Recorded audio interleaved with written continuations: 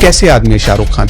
कोई हिंदू फादर जाए और कहे कि यार मेरे को एक मुस्लिम लड़का चाहिए शादी करने के लिए, या ब्राह्मण फादर निकले बोले कि यार मेरे को एक दलित से अपनी बेटी की शादी करनी। आप योगी जी को कैसे देखते हैं, मतलब उनके इस शासनकाल को कैसे देख रहे हैं आप? मैं पॉलिटिकल टिप्पणी नहीं करना चाहता, मैं सरकार के बारे में बोलूँगा। एक पर्टिकुलर व्यक्ति के बारे में बोलने से ना लोग अलग अलग तरीके से उसको देखते हैं, अलग अलग कलर करके। जिस दिन आपने रिजाइन किया तो उस दिन आपके पिताजी का क्या रिएक्शन था? जिस दिन आपने सनी लियोनी के साथ एल्बम बनाया उस वक्त भी आप आईएएस थे, अधिकारियों का क्या रिएक्शन था, सरकार का क्या रिएक्शन था? अच्छा, आपको ऐसा फील हुआ कि आईएएस अधिकारी की जॉब हासिल करने के बाद मुझे वो सब कुछ मिल गया जो इस दुनिया में चाहिए था? तो क्वेश्चन है कि जो लोग आईएएस में आते हैं क्या उनको इतनी जॉब सेटिस्फैक्शन मिलती है कि आईएएस आप बन गए? और वो तो पावरफुल हो जाते हैं, किसी को भी बुला देंगे, किसी को भी मतलब डांट देंगे, सब कुछ नॉर्मल लगता है। ऐसा कि अगर किसी की दुश्मनी हो जाए तो एक पल में मिटा देंगे, उस तरह की लोगों में मतलब धारणा है। मैं आपसे जानना चाहता हूँ कि क्या ऐसा पावर होता है? बिल्कुल भी नहीं होता ऐसा बिल्कुल भी नहीं है। आपके हाथ इतने ज़्यादा बंधे हैं कि आप तो कुछ भी नहीं कर सकते। आप अगर लोगों को ऐसे मारने पीटने लगोगे तो आप रहोगे ही नहीं उस पोजीशन पे। मुझे नहीं लगता आईएएस के बारे में ऐसा सोचते हैं, पॉलिटिशियंस के बारे में ज़रूर सोचते होंगे, क्योंकि आईएएस तो बहुत ही गरीब घर के लोग बनते हैं, बहुत ही छोटी छोटी जगहों से आते हैं। मतलब बहुत सीरियस गाने, रुला देने वाले गाने। आपने बी प्राक के साथ दिल तोड़ के में एक्टिंग की, जुबिन नौटियाल के साथ तुझे भूलना तो चाहा, वो भी एक सैड सॉन्ग ही था, उसमें आपने एक्टिंग की। फिर हार्डी संधू का गाना था याद आती है, उसमें भी आपने एक्टिंग की।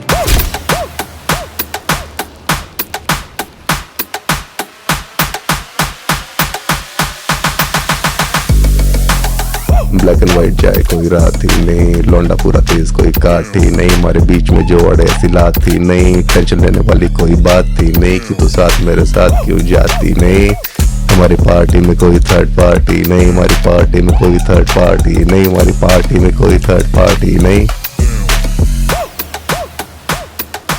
मैं नेता नहीं बन रहा, पहली चीज तो अभी तक मैं पॉलिटिक्स में मैंने एंट्री नहीं करी है।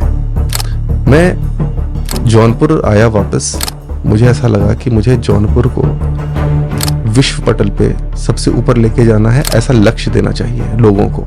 जौनपुर को आज भी लोग कहते हैं कि भाई बनारस के बगल में है, जौनपुर किसी को पता नहीं। जब मैंने हनीपा जी को बोला कि आकर के आपको शो करना है गणपति पे, तो कहते हैं कि अच्छा ये जौनपुर का राजस्थान में है? उन्होंने कहा नहीं, वो जोधपुर है, ये जौनपुर है यूपी में है। कहते अच्छा पाजी पता ही मैंने नाम नहीं सुना।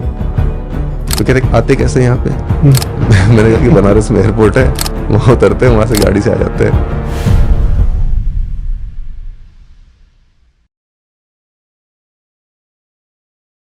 नमस्कार, एनएमएफ न्यूज देख रहे हैं आप, आपके साथ मैं हूं अनुपम प्रसून।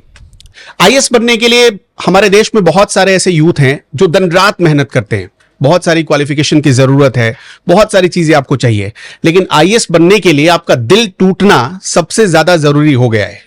आज हम आपकी मुलाकात एक ऐसी शख्सियत से करवाने वाले हैं जिनका दिल टूटा और वो आईएएस बन गए, और अब धीरे धीरे पहले उन्होंने एक्टिंग में करियर आजमाया, अब वो पॉलिटिशियन बनने की राह पर आगे चल पड़े हैं। अभी तक तो आप समझ ही गए होंगे। मैं वेलकम करना चाहूंगा, हमारे साथ आईएएस अभिषेक सिंह जी मौजूद है। बहुत बहुत स्वागत है सर आपका। थैंक यू, बहुत बहुत धन्यवाद। अब आप हल्का महसूस कर रहे हैं कि आप आईएएस बनकर हल्का महसूस कर रहे थे? नहीं, मैं जीवन में हमेशा ही हल्का महसूस करता हूँ, और मैं लोगों को कहता हूँ कि आप काम भले ही सीरियस करो बट आप खुद मत सीरियस हो। और हम लोग जनरली क्या है कि अगर आप किसी डॉक्टर को दिखाने जाओ तो अगर वो सीरियस नहीं दिखेगा तो आपको लगता है कि यार ये डॉक्टर बड़ा नहीं होगा, और जो बहुत सीरियस दिखेगा भले ही उसको कुछ नहीं आता हो, लगता है कि बहुत बड़ा डॉक्टर है क्योंकि बहुत संजीदा है, कुछ बोल नहीं रहा है, हंस नहीं रहा है। तो मैं इसमें नहीं मानता। मुझे लगता है कि अपने आप को बहुत खुश मिजाजी से जीना चाहिए, खूब खुश दिली से जीना चाहिए, ज़िंदगी बहुत हल्की फुल्की करके जीना चाहिए, बहुत सिंपल करके जीना चाहिए। काम भले ही आप बहुत बहुत गंभीर, बहुत संजीदा, बहुत बड़े बड़े करते रहो, लेकिन अपने आप को हमेशा मस्त रखो। आप वैसे तो दिखते, आपके फोटोज मैंने देखे, आपकी पूरी प्रोफाइल देखी आपकी, बहुत सीरियस आप नजर आते हैं, लेकिन जब आपकी एक्टिंग भी देखी मैंने, तब लगा ही नहीं कि आप उतने सीरियस हैं। मतलब ऐसा लगा कि जैसे एक एक्टर जो कि प्रोफेशनल तौर पर जिसने ट्रेनिंग ली है वो एक्टिंग कर रहा है स्क्रीन पर। तो ये क्या अचानक कैसे आप आईएएस से सीधे एक्टिंग की दुनिया में आ गए? आपने सनी लियोनी वाला गाना देखा कि नहीं देखा मेरा? मैंने वो भी देखा। देखा, उसमें वो बहुत अलग लुक है, जो अभी तक लुक मैंने एक्सपेरिमेंट नहीं किया था। तो उसमें जिसने भी मुझे देखा है वो मुझे पहचान नहीं पा रहा है कि मैं वही हूँ या दूसरा हूँ। तो रही आपके सवाल की बात कि मैं आईएएस से एक्टिंग में कैसे आ गया। हाँ। मैंने जब से होश संभाला है, मैंने कभी ऐसा नहीं सोचा कि मैं सिर्फ एक प्रोफेशन में रहूँगा। मुझे लगा था कि मैं एक ऐसी ज़िंदगी जीऊँगा और जिसमें सब कुछ कर सकूँ, जो जो मेरा मन करे, जो जो मेरा दिल करे। और दिल कभी बॉक्स में नहीं सोचता कि ये करने का मन है तो इस प्रोफेशन में जाना है, ये करने का मन है तो इस प्रोफेशन में जाना है, ऐसे नहीं सोचता वो सोचता है मुझे ये सिर्फ करना है। और ये तो सोसाइटी ने डेफिनेशंस बना के रखी हैं कि भाई अगर आपको समाज की सेवा करनी है और सरकार में रह के करनी है तो उसको आईएएस कहते हैं। अगर आपको मन कर रहा है कि आपको अपने आप को एक्सप्रेस करना है और लोगों के सामने कुछ कहना है तो उसको एक्टिंग कहते हैं। अगर आपको समाज की सेवा करनी है और सरकार में नहीं जाना है तो उसको पॉलिटिक्स कहते हैं। तो ये डेफिनेशंस लोगों ने बना करके रखी हैं, बट दिल ने नहीं बनाई। तो दिल ने तो ऐसे ही सोच लिया कि भाई ये सारी चीज़ें करनी है, एक संपूर्ण ज़िंदगी जीने के लिए इतना कुछ करना चाहिए, तो वैसे ही कर लिया। मैं आपके करियर को थोड़ा सा ब्रीफ करना चाहूँगा। अभी इंटरव्यू हमने शुरू नहीं किया है, अब धीरे धीरे शुरू करते हैं। इस इंटरव्यू के ज़रिए दरअसल हम आपको समझने की कोशिश करेंगे, क्योंकि इस वक्त आप शायद इंडिया के सबसे मिस्टीरियस आईएएस ऑफिसर्स में से एक हैं। किसी को नहीं पता कि आप कल क्या करने वाले हैं। हो सकता है आप पॉलिटिशियन से कुछ नया करियर शुरू कर दे। नहीं, मुझे खुद को भी नहीं पता। तो हम इस इंटरव्यू की शुरुआत करेंगे, लेकिन उससे पहले थोड़ा आपका परिचय दे दें। आपने 2013 में झांसी मैजिस्ट्रेट के तौर पर ज्वाइन किया, फिर आप 2014 में सस्पेंड हो गए। 2015 में डेपुटेशन पे गए आप दिल्ली, वहां आपसे एक कांड हो गया। फिर आप मेडिकल लीव पे चले गए। फिर पता चला कि आप कई साल तक, करीब 5 साल तक आप गायब रहे। फिर 19 मार्च 2020 को अचानक आप मिले सरकार को। फिर आपको यूपी भेजा गया, लेकिन आपने वहां भी ज्वाइन नहीं किया। फिर धीरे धीरे पता चला कि आपका तो मोटो एक्टिंग था। लोग आईएएस बनने के लिए सब कुछ छोड़ देते हैं, सब कुछ। आपने आईएएस की नौकरी छोड़ दी। आपका असल मोटो क्या है? लोग ये समझना चाहते हैं, असल मोटो क्या है। मतलब आप उसके बाद आप पॉलिटिशियन बन गए। असल मोटो ये है कि एक ऐसी जिंदगी जीना जो बेस्ट पॉसिबल लाइफ है इस पृथ्वी पर, और जो मैं समझता हूँ कि जो बेस्ट पॉसिबल लाइफ है, जो मेरा दिल करता है जैसे जीने का, वैसी जिंदगी अगर मैं जी पाऊँ तो मैं अपने आप को सौभाग्यशाली समझूंगा। और जिंदगी ऐसी होनी चाहिए जिसमें आप लोगों के लिए भी कुछ कर सको, आप लोगों के लिए एक मिसाल बन सको, लोगों को प्रेरित कर सको, लोगों की मदद कर सको, उनको आगे बढ़ने में, एक बेहतर समाज के लिए, एक खुशहाल समाज के लिए अगर आप कुछ कर सको, तो मुझे ऐसा लगता है कि एक इंसान को एक बहुत सेटिस्फैक्शन मिलता है कि यार चलो मैंने जीवन में कुछ किया है, कुछ पाया है। तो एक तो होता है पर्सनल अचीवमेंट, और एक होता है सेटिस्फैक्शन आपको जिंदगी से कि चलो ये तो मैंने अचीव कर ही लिया है, अब कुछ मैंने समाज के लिए भी कर लिया। तो मैं हमेशा जिंदगी को मैंने ऐसे देखा है कि एक सफल जिंदगी के लिए आपके लाइफ के दोनों कंपोनेंट्स फुलफिल्ड होने चाहिए।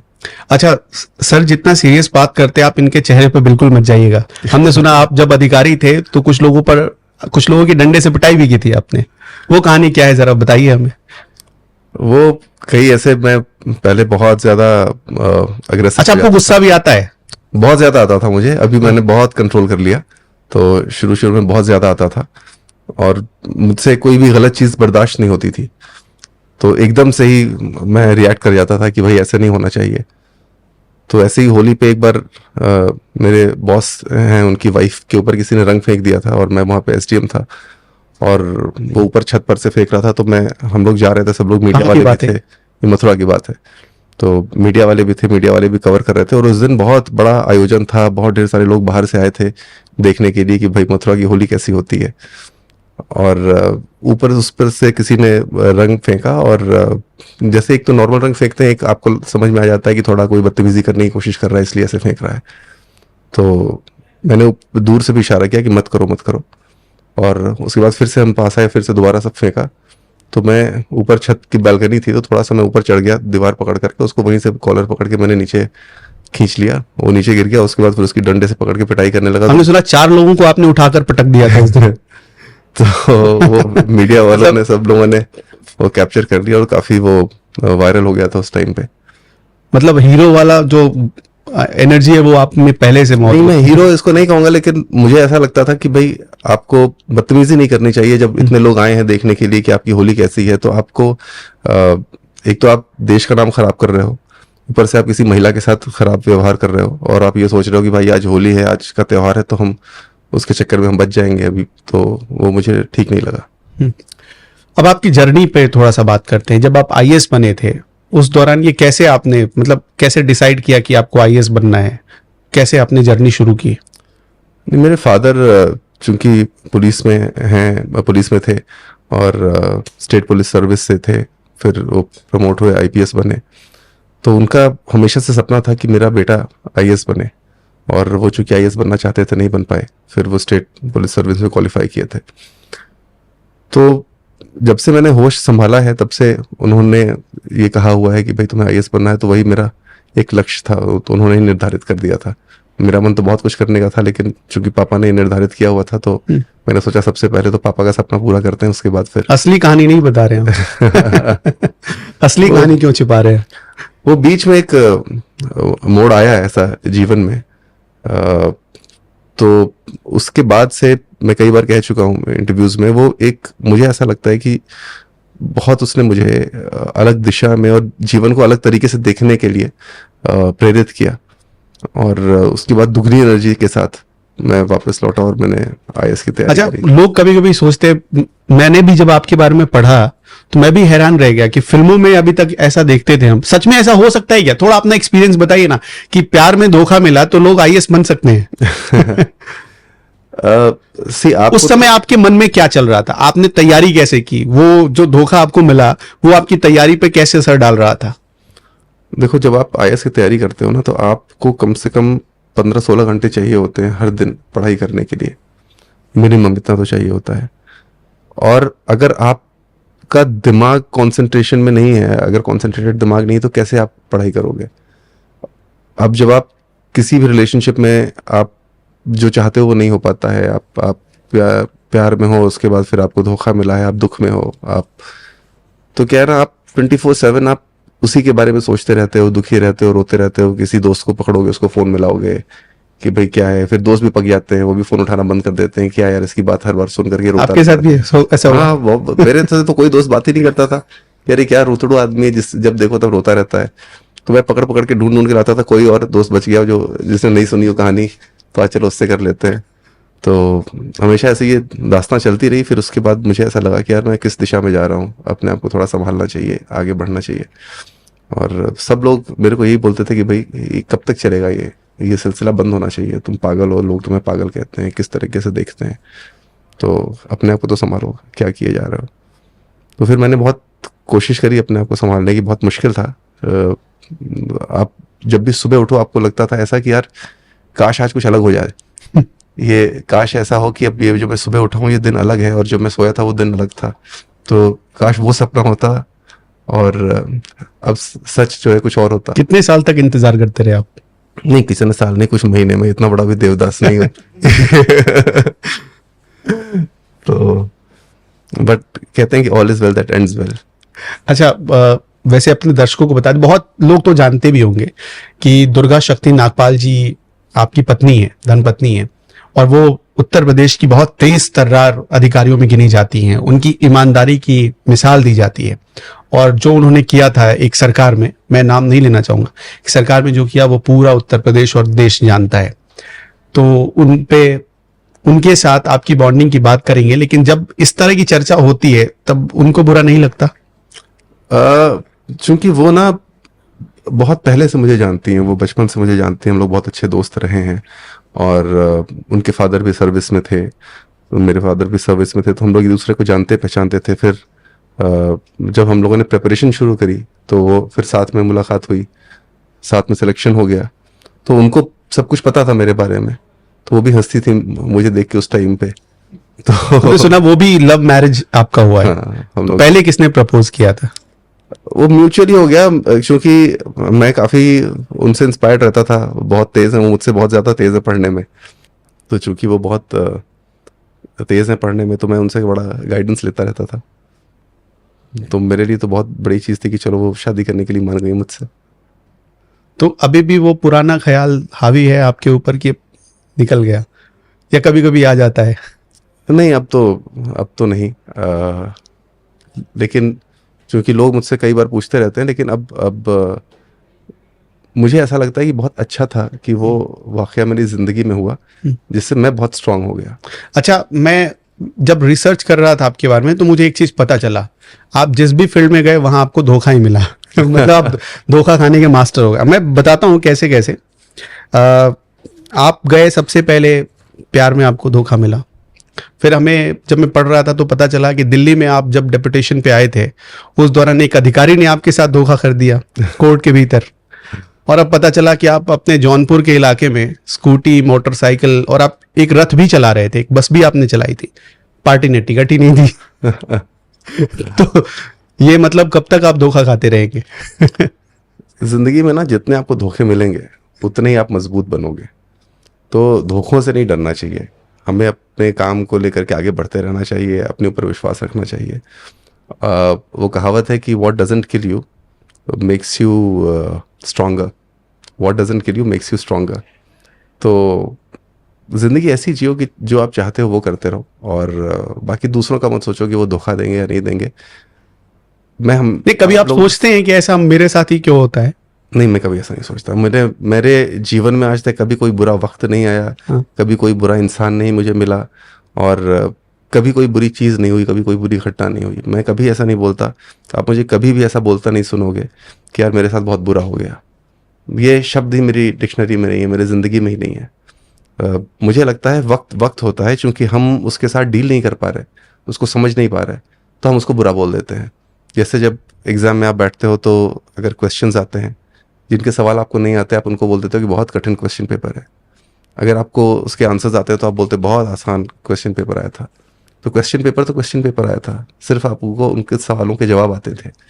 तो अगर कभी आपको लगता है कि ज़िंदगी कठिन हो रही है तो थोड़ा मेहनत करने की ज़रूरत है, अपने ऊपर और काम करने की ज़रूरत है, कहीं ना कहीं कमी आपके अंदर है, उसको थोड़ा सुधारने की ज़रूरत है, और आगे बढ़ जाइए। जब आईएएस आप बने तो पूरे गांव में मिठाई बटी होगी, और जिस दिन रिजाइन किया उस दिन क्या हुआ फिर?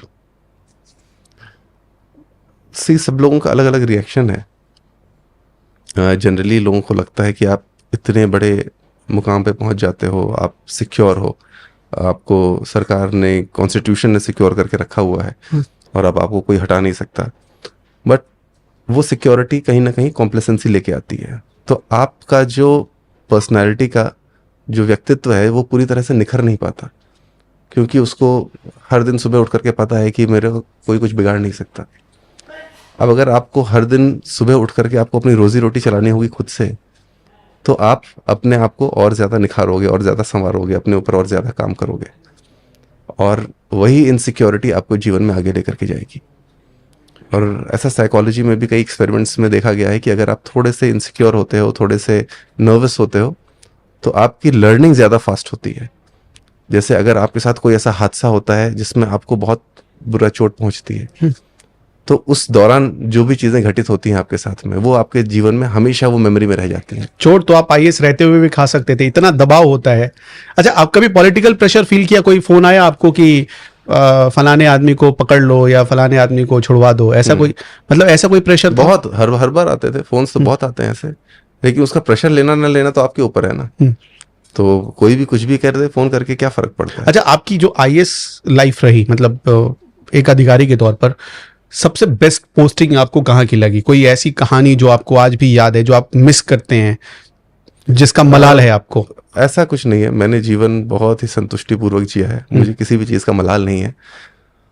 और बेस्ट पोस्टिंग मैं नहीं कह सकता, क्योंकि हर दिन ही मेरा बहुत बेस्ट होता है।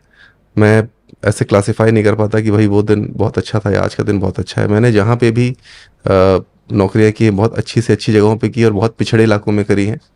डेरापुर करके एक इलाका है, कानपुर देहात ज़िले में पड़ता है, वहाँ पर मैं एसडीएम रहा, और वहाँ शाम को 6-7 बजे के बाद कोई दिखाई नहीं देता।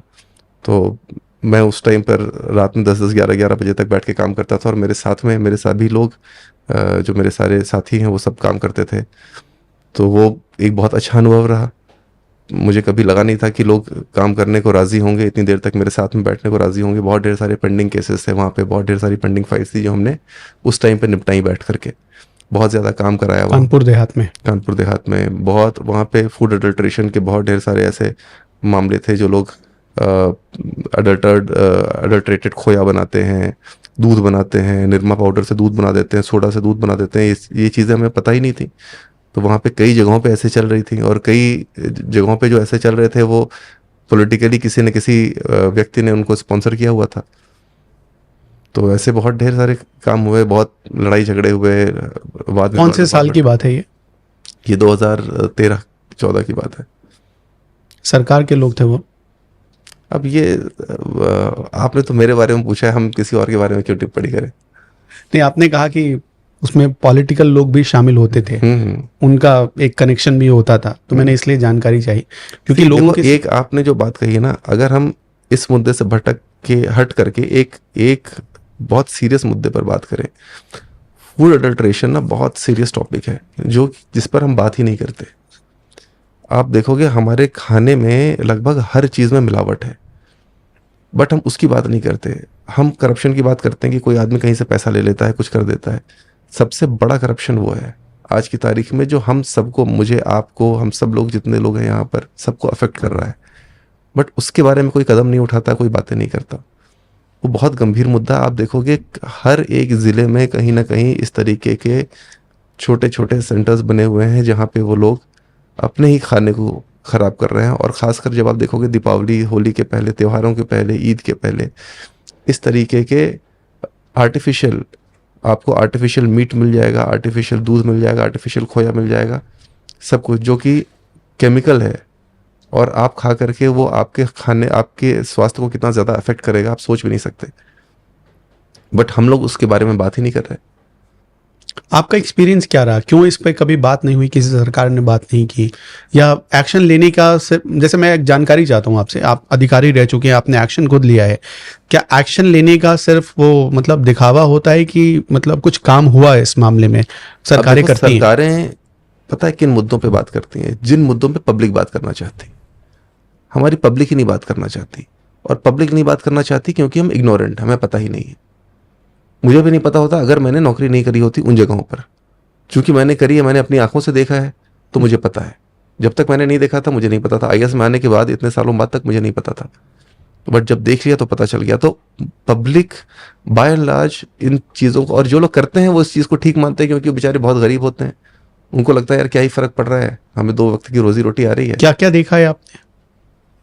दूध, खोया, मीट, पनीर, ये सब आर्टिफिशियल बन रहा है। सर्फ से दूध बन जाता है, कितनी चीज़ों से दूध बन जाता है। मैंने तो पहली बार देखा निरमा और सोडा और तेल ये डाल करके लोग खोया बना रहे हैं।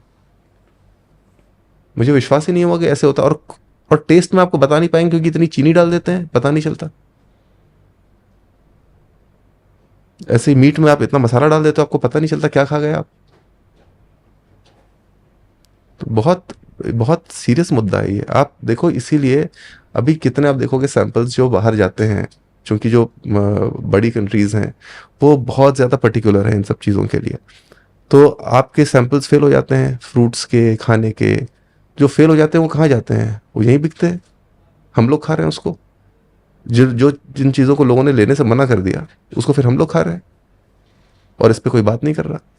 और इसमें आरोप लगाना नहीं चाहिए कि हम ना इस सरकार की बात करें या उस सरकार की बात करें या इस व्यक्ति की बात करें। क्या होता है कि अगर आप व्यक्ति का नाम लेते हो तो आप मुद्दे से भटक जाते हो, फिर वो व्यक्ति डिफेंड करने में लग जाएगा, उस व्यक्ति के चाहने वाले डिफेंड करने में लग जाएंगे, फिर आप मुद्दे की बात ही नहीं कर पाओगे। तो हम ये नहीं कहेंगे कि इस सरकार में ऐसा हुआ या उस सरकार में वैसा हुआ, ये हिंदुस्तान में ऐसा हो रहा है।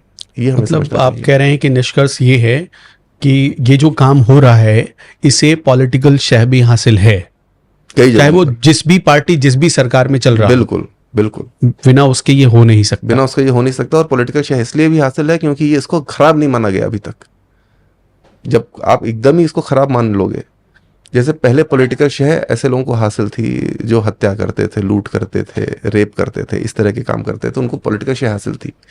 अब धीरे धीरे धीरे धीरे सभी पॉलिटिकल पार्टीज ऐसे लोगों से दूर भाग रही हैं, कि भाई चूंकि पूरा समाज इन लोगों को खराब नज़रों से देख रहा है। पहले लोग कहते थे चलो कोई बात नहीं, अगर एक आध किसी ने कत्ल कर भी दिया तो क्या हो गया, 3-4 लूट कर दी तो क्या हो गया, चलो इसने गरीबों को में तो बांट दिया पैसा। तो इस तरीके की चीज़, इस तरह के एक्ट्स को सही माना जाता था। अब धीरे धीरे समाज में जो उनका मॉरल कंपस है, समाज का जो मॉरल कॉन्शियसनेस है, वो इवॉल्व कर रही है। तो लोग कहते हैं भाई ये एक्ट, चाहे आप इसके बाद कुछ भी करो इस पैसे का, बट ये एक्ट नहीं करना चाहिए।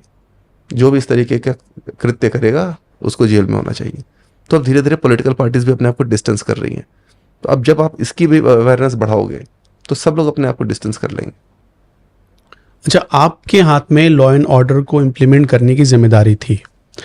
आपने एक दूसरी सरकार भी देखी है, कभी भी सरकार चल रही है, क्या फ़र्क आया? मतलब जब आप 2014 में थे, 2013-14 में थे और जो अभी हैं, आप उत्तर प्रदेश के खुद रहने वाले हैं, जौनपुर ज़िले के रहने वाले हैं, क्या आपको फ़र्क नज़र आता है लॉ एंड ऑर्डर के मामले में? उत्तर प्रदेश का लॉ एंड ऑर्डर बहुत अच्छा हो गया है। बहुत आप सेफ फील करते हो पहले के मुकाबले। और मुझे लगता है लोगों में भी थोड़ा एक चेंज आया है। अब लोग अपराधियों को उस नज़र से नहीं देखते। पहले आप अगर अपराधी भी होता तो उसको अब चुन करके लेकर के आ जाते थे, अब ऐसा नहीं हो रहा है।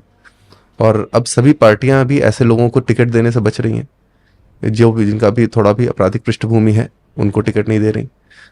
तो ये एक अच्छा, आप कहोगे एक अच्छा डेवलपमेंट है समाज में। लोग प्रोग्रेसिव हो रहे हैं। उत्तर प्रदेश के लोग अब चूंकि सरकारें इतनी स्कीम्स आपको दे रही हैं, स्टार्टअप के लिए प्रेरित कर रही हैं, अपना खुद की इंडस्ट्री लगाने के लिए प्रेरित कर रही हैं, बहुत फैसिलिटीज़ दे रही हैं, तो लोग काफ़ी उद्योग में भी आ रहे हैं। आप योगी जी को कैसे देखते हैं? मतलब उनके इस शासनकाल को कैसे देख रहे हैं आप? मैं पॉलिटिकल टिप्पणी नहीं करना चाहता, बट चूंकि आपने पूछा है तो मैं सरकार के बारे में बोलूँगा। एक पर्टिकुलर व्यक्ति के बारे में बोलने से ना लोग अलग अलग तरीके से उसको देखते हैं, अलग अलग कलर करके। बट मैं ये ज़रूर कहूँगा कि सरकार जो इस वक्त चल रही है बहुत ही सशक्त तरीके से चल रही है। लॉ एंड ऑर्डर बहुत अच्छा है और लोगों को बहुत भरोसा है सरकार के ऊपर, वो बहुत ज़रूरी है। आपके ऊपर योगी जी ने एक्शन भी लिया था, उसके पीछे की वजह क्या थी?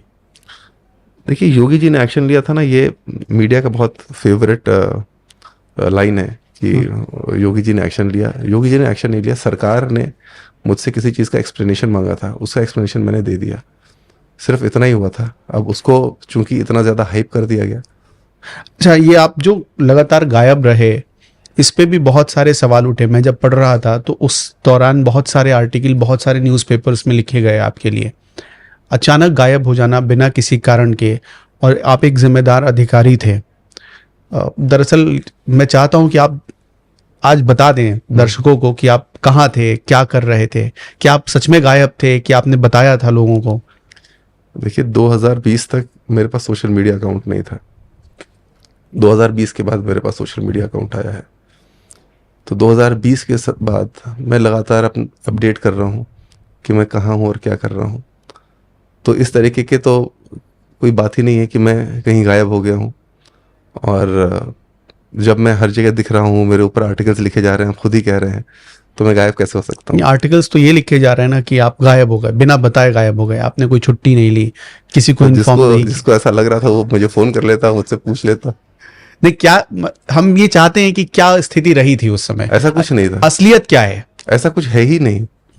मैं कहीं कभी भी नहीं गायब हुआ। ये सिर्फ मीडिया का क्रिएशन है कि मैं गायब हो गया। अचानक फिर आईएएस ऑफिसर से आप फिल्म इंडस्ट्री में आने का ख्याल कैसे आया? मतलब वो चेंज कैसे हुआ? नहीं, ये मैं हमेशा से, शुरू से जब से मैं पढ़ाई कर रहा था तब से मैं कला के क्षेत्र में एक्टिव रहा हूँ। एक्टिंग मुझे बहुत पसंद रही है और मैंने सोचा था कि मैं इसमें कुछ करूँगा। चूँकि हम लोग एक मिडिल क्लास फैमिली से आते हैं, तो जनरली ना आपके पास आपकी फैमिली उतनी स्ट्रांग नहीं रहती कि आप जो भी चाहें वो कर सकें, उस पर सपोर्ट करने के लिए। तो मुझे मेरे फादर ने कहा कि भैया, मैं तुम्हें किसी और चीज़ में सपोर्ट नहीं कर सकता, सिर्फ तभी सपोर्ट कर सकता हूँ जब तुम पढ़ाई करो और आईएएस बनना चाहो। उसके अलावा अगर तुम कुछ और करना चाहते हो तो खुद से कर लो। तो इसलिए मुझे पहले आईएएस बनना था, मैंने आईएएस बन गया। अब धीरे धीरे ज़िंदगी में जो जो मैं चाहूँगा वो कोशिश कर रहा हूँ कि वो कर सकूँ। जिस दिन आपने रिजाइन किया तो उस दिन आपके पिताजी का क्या रिएक्शन था? मैंने पिताजी से बात ही नहीं करी उसके करीब 10-15 दिन तक बात नहीं करी मैंने। तो घर को कैसे पता चला? न्यूज़पेपर में अगले दिन आ गया, अगले दिन मीडिया में आ गया, हर जगह चलने लगा। तो कोई फोन कॉल आया घर से? बहुत ढेर सारे, मैंने उठाया ही नहीं फिर कोई फ़ोन। क्या? अच्छा, पहली बार जब आपने फेस किया था, इतनी बड़ी नौकरी आप रिजाइन कर रहे हो, उसके लिए हिम्मत चाहिए, मतलब कलेजा होना चाहिए उसके लिए। जब पहली बार आपने फेस किया अपनी फैमिली को, तो क्या बताया आपने? नहीं, मेरी वाइफ को, मेरी मदर को, मेरी बहन को, सबको पता था। सिर्फ मेरे पापा को मैंने नहीं पता था, मेरी हिम्मत नहीं थी उनसे बताने की। तो उन लोगों को तो पता ही था। तो पापा अगले दिन फिर फ़ोन करने लगे मम्मी को, पहले मुझे फ़ोन करने लगे, मैंने तो उठाया नहीं, फिर मम्मी को फ़ोन करने लगे कि क्या आ रहा है न्यूज़पेपर में, ऐसा ऐसा। तो मम्मी ने बोला कि हाँ, वो मुझे बताया था दीपक ने, मेरा घर का नाम दीपक है। तो बोली मुझे दीपक ने बताया था। तो बोले क्यों कर रहे हैं ऐसा वैसा, तो बहुत नाराज़ हो रहे थे। फिर मम्मी बोली पापा से बात कर लो। मैंने कहा मैं नहीं बात करता, और मैं बाद में बात करूँगा, थोड़े ठंडे हो जाएंगे। तो फिर 10-15 दिन बाद फिर मुझे मिले, एक हम लोग के गांव में एक फंक्शन था, पूजा थी, तो वहाँ पे फिर मुझे मिले, मुझसे बात ही नहीं किए। फिर उसके बाद हम लोग फिर चले गए। फिर कुछ दिन के बाद फिर दोबारा मुलाकात हुई, तब फिर उन्होंने मुझसे पूछा कि तुम क्या करना चाहते हो। तो मैंने कहा कि मैं एक्टिंग में, समाज सेवा में कुछ करना चाहता हूँ। तो बोले कि उसके लिए रिज़ाइन करने की क्या ज़रूरत है। मैंने कहा मैं बहुत बंधा हुआ फील करता हूँ। मुझे लगा कि थोड़ा, और प्लस एक मेरे ऊपर एक टैग लगा हुआ है कि मैं चूंकि सरकार में काम कर रहा हूँ, तो मुझे मॉरली एक पर्टिकुलर वे में बिहेव करना चाहिए। अब अगर मैं वैसे बिहेव नहीं करता तो लोग मुझसे कहते हैं कि भाई आप आईएएस ऑफिसर हो के ऐसे क्यों बिहेव करते हो। क्या आप अहमदाबाद वाली घटना से ज़्यादा मतलब थोड़ा सा डर गए थे? नहीं, उससे तो कोई फर्क नहीं पड़ता, ये सब तो चीज़ें होती रहती हैं हर दिन। अहमदाबाद में ऐसा क्या कर दिया था आपने? मतलब एक फोटो ही तो डाली थी। हाँ, तो आप देखो कई बार क्या होता है कि आप किसी मूड में बैठे रहते हो और आपसे कोई सवाल पूछता है। अगर आप गुस्से में होते हो तो आप उसी सवाल पे भड़क जाते हो, अगर आप खुश रहते हो तो आप उसी सवाल का बहुत अच्छे से जवाब देते हो। तो ऐसे ही जो कोई भी ऑर्गेनाइजेशन है उसमें भी जो अधिकारी हैं वो इंसान ही है। अब वो किस मिजाज में बैठे हैं, किसी चीज़ को कैसे देख लें, तो होता रहता है। ये तो बहुत, हमने एडमिनिस्ट्रेशन में तो बहुत देखा है ऐसा। अब वैसे अपने दर्शकों को बता दें कि आप उस समय दिल्ली में थे, आपको ऑब्जर्वर बनाकर गुजरात भेजा गया था, अहमदाबाद भेजा गया था, लेकिन आपने एक फोटो पोस्ट की और उसकी वजह से आपका शायद ट्रांसफर हो गया था, ट्रांसफर कर दिया गया था, वापस यूपी आ गए थे आप? वापस यूपी आ गए थे। अच्छा, जिस दिन आपने सनी लियोनी के साथ एल्बम बनाया उस वक्त भी आप आईएएस थे। आपके बहुत सारे फ्रेंड्स होंगे आईएएस सर्कल में, उनका क्या रिएक्शन था? अधिकारियों का क्या रिएक्शन था? सरकार का क्या रिएक्शन था कि ये तो रिएक्शन था कि भाई हमें भी मिलवाओ सनी लियोनी से। तो मुझे बहुत फोन आए और बहुत लोगों को मैंने मिलवाया भी। जहां तक मेरी समझ है ऐसा तो कोई रिएक्शन नहीं होना चाहिए किसी का। असलियत क्या थी? नहीं, ऐसा ही हुआ है, और क्या होगा कि मुझे भी मिलवाओ। और अब क्या करोगे आप बताओ? अगर आप देखिए आपका क्या मन किया, आप बताओ। नहीं, लोगों को ये नहीं लगा कि ये हमारा आईएएस अधिकारी ये क्या कर रहा है? नहीं, वो लगने के बाद फिर क्या करोगे? आपने तो पहले डिसाइड कर लिया था कि लगे तो फिर मैं क्या करूंगा। अच्छा, आपने रिजाइन करने का फैसला उसी के बाद लिया? रिजाइन करने का फैसला बहुत टाइम से चल रहा था मेरे दिमाग में, तो फिर फाइनली मैंने इस साल रिजाइन करा था। सनी लियोनी की घटना ने किक कर दिया उसे?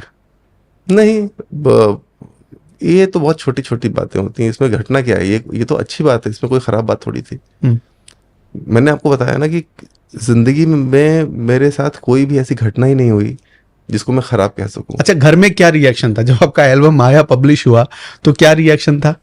आपकी वाइफ का क्या रिएक्शन था? आपके माता पिता का क्या रिएक्शन था?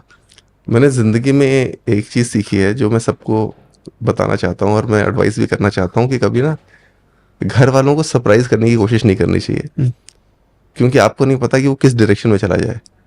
तो इसलिए सबको मैं शुरू से ही सब कुछ बता के रखता हूँ कि भाई ऐसे ऐसे ऐसे होने वाला है, एक्सेप्ट माई डैड, क्योंकि मुझे पता है कि उनका रिएक्शन एक ही दिशा में जाना है वैसे भी, तो इसलिए जितने बाद में पता चले उतना अच्छा है। पहले बता दिया था आपने? हाँ, बाकी सबको पहले। अच्छा, थोड़ा सीरियस बात करते हैं आईएएस, क्योंकि हर किसी का एक सपना होता है आईएएस अधिकारी बनना, और इसके लिए बहुत लोग दबाव भी महसूस करते हैं कि उन्हें आईएएस बनना है। कई लोगों के ऊपर पीयर प्रेशर होता है कि उन्हें आईएएस अधिकारी ही बनना है या सिविल सर्विस में ही जाना है। क्या ये टफ ड्यूटी है?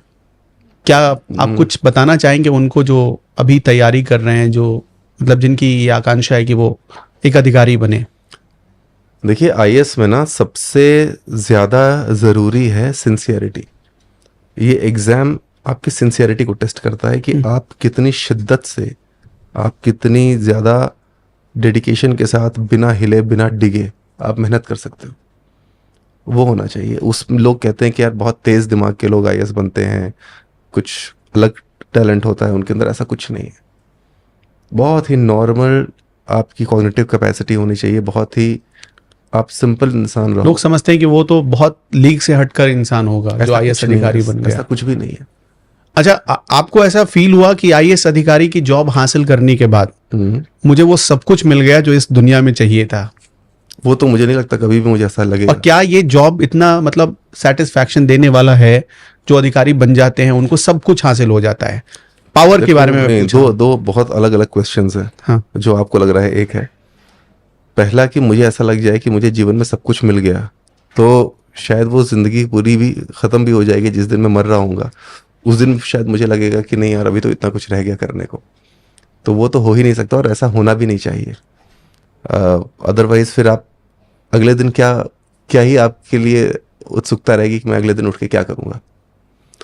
दूसरा जो आपका क्वेश्चन है कि जो लोग आईएएस में आते हैं, क्या उनको इतनी जॉब सेटिस्फैक्शन मिलती है कि आईएएस आप बन गए और वो तो पावरफुल हो जाते हैं, किसी को भी बुला देंगे, किसी को भी मतलब डांट देंगे, सब कुछ नॉर्मल लगता है। ऐसा कि अगर किसी की दुश्मनी हो जाए तो एक पल में मिटा देंगे, उस तरह की लोगों में मतलब धारणा है। मैं आपसे जानना चाहता हूँ कि क्या ऐसा पावर होता है? बिल्कुल भी नहीं होता ऐसा बिल्कुल भी नहीं है। आपके हाथ इतने ज़्यादा बंधे हैं कि आप तो कुछ भी नहीं कर सकते।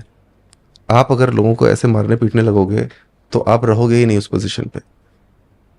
और ये अच्छी बात भी है क्योंकि आप ना एक दायित्व के लिए भेजे गए हो कि आपको एक दायित्व पूरा करना है। आपका आचरण बहुत अच्छा होना चाहिए। वो ऐसा एग्जाम्पल होना चाहिए लोगों के लिए कि भाई इस तरीके का आचरण होना चाहिए।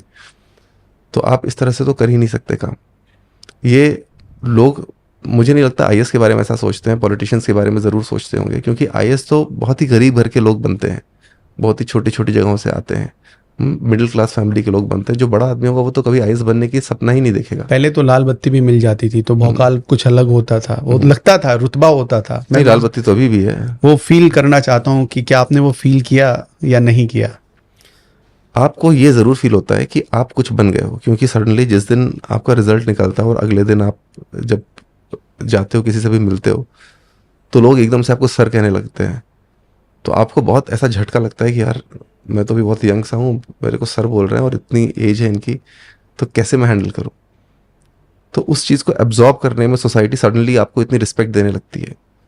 तो अभी तो आप बस में चढ़ के धक्के खाते हुए जाते थे, आपके लिए गाड़ी आ गई, एक पीएसओ मिल गया आपको, एक सेक्रेटरी मिल गया आपको, अर्दली मिल गया आपको, इतने लोग मिल गए, आपकी समाज में पोजीशन बन गई, आपके पास दफ्तर है बैठने के लिए।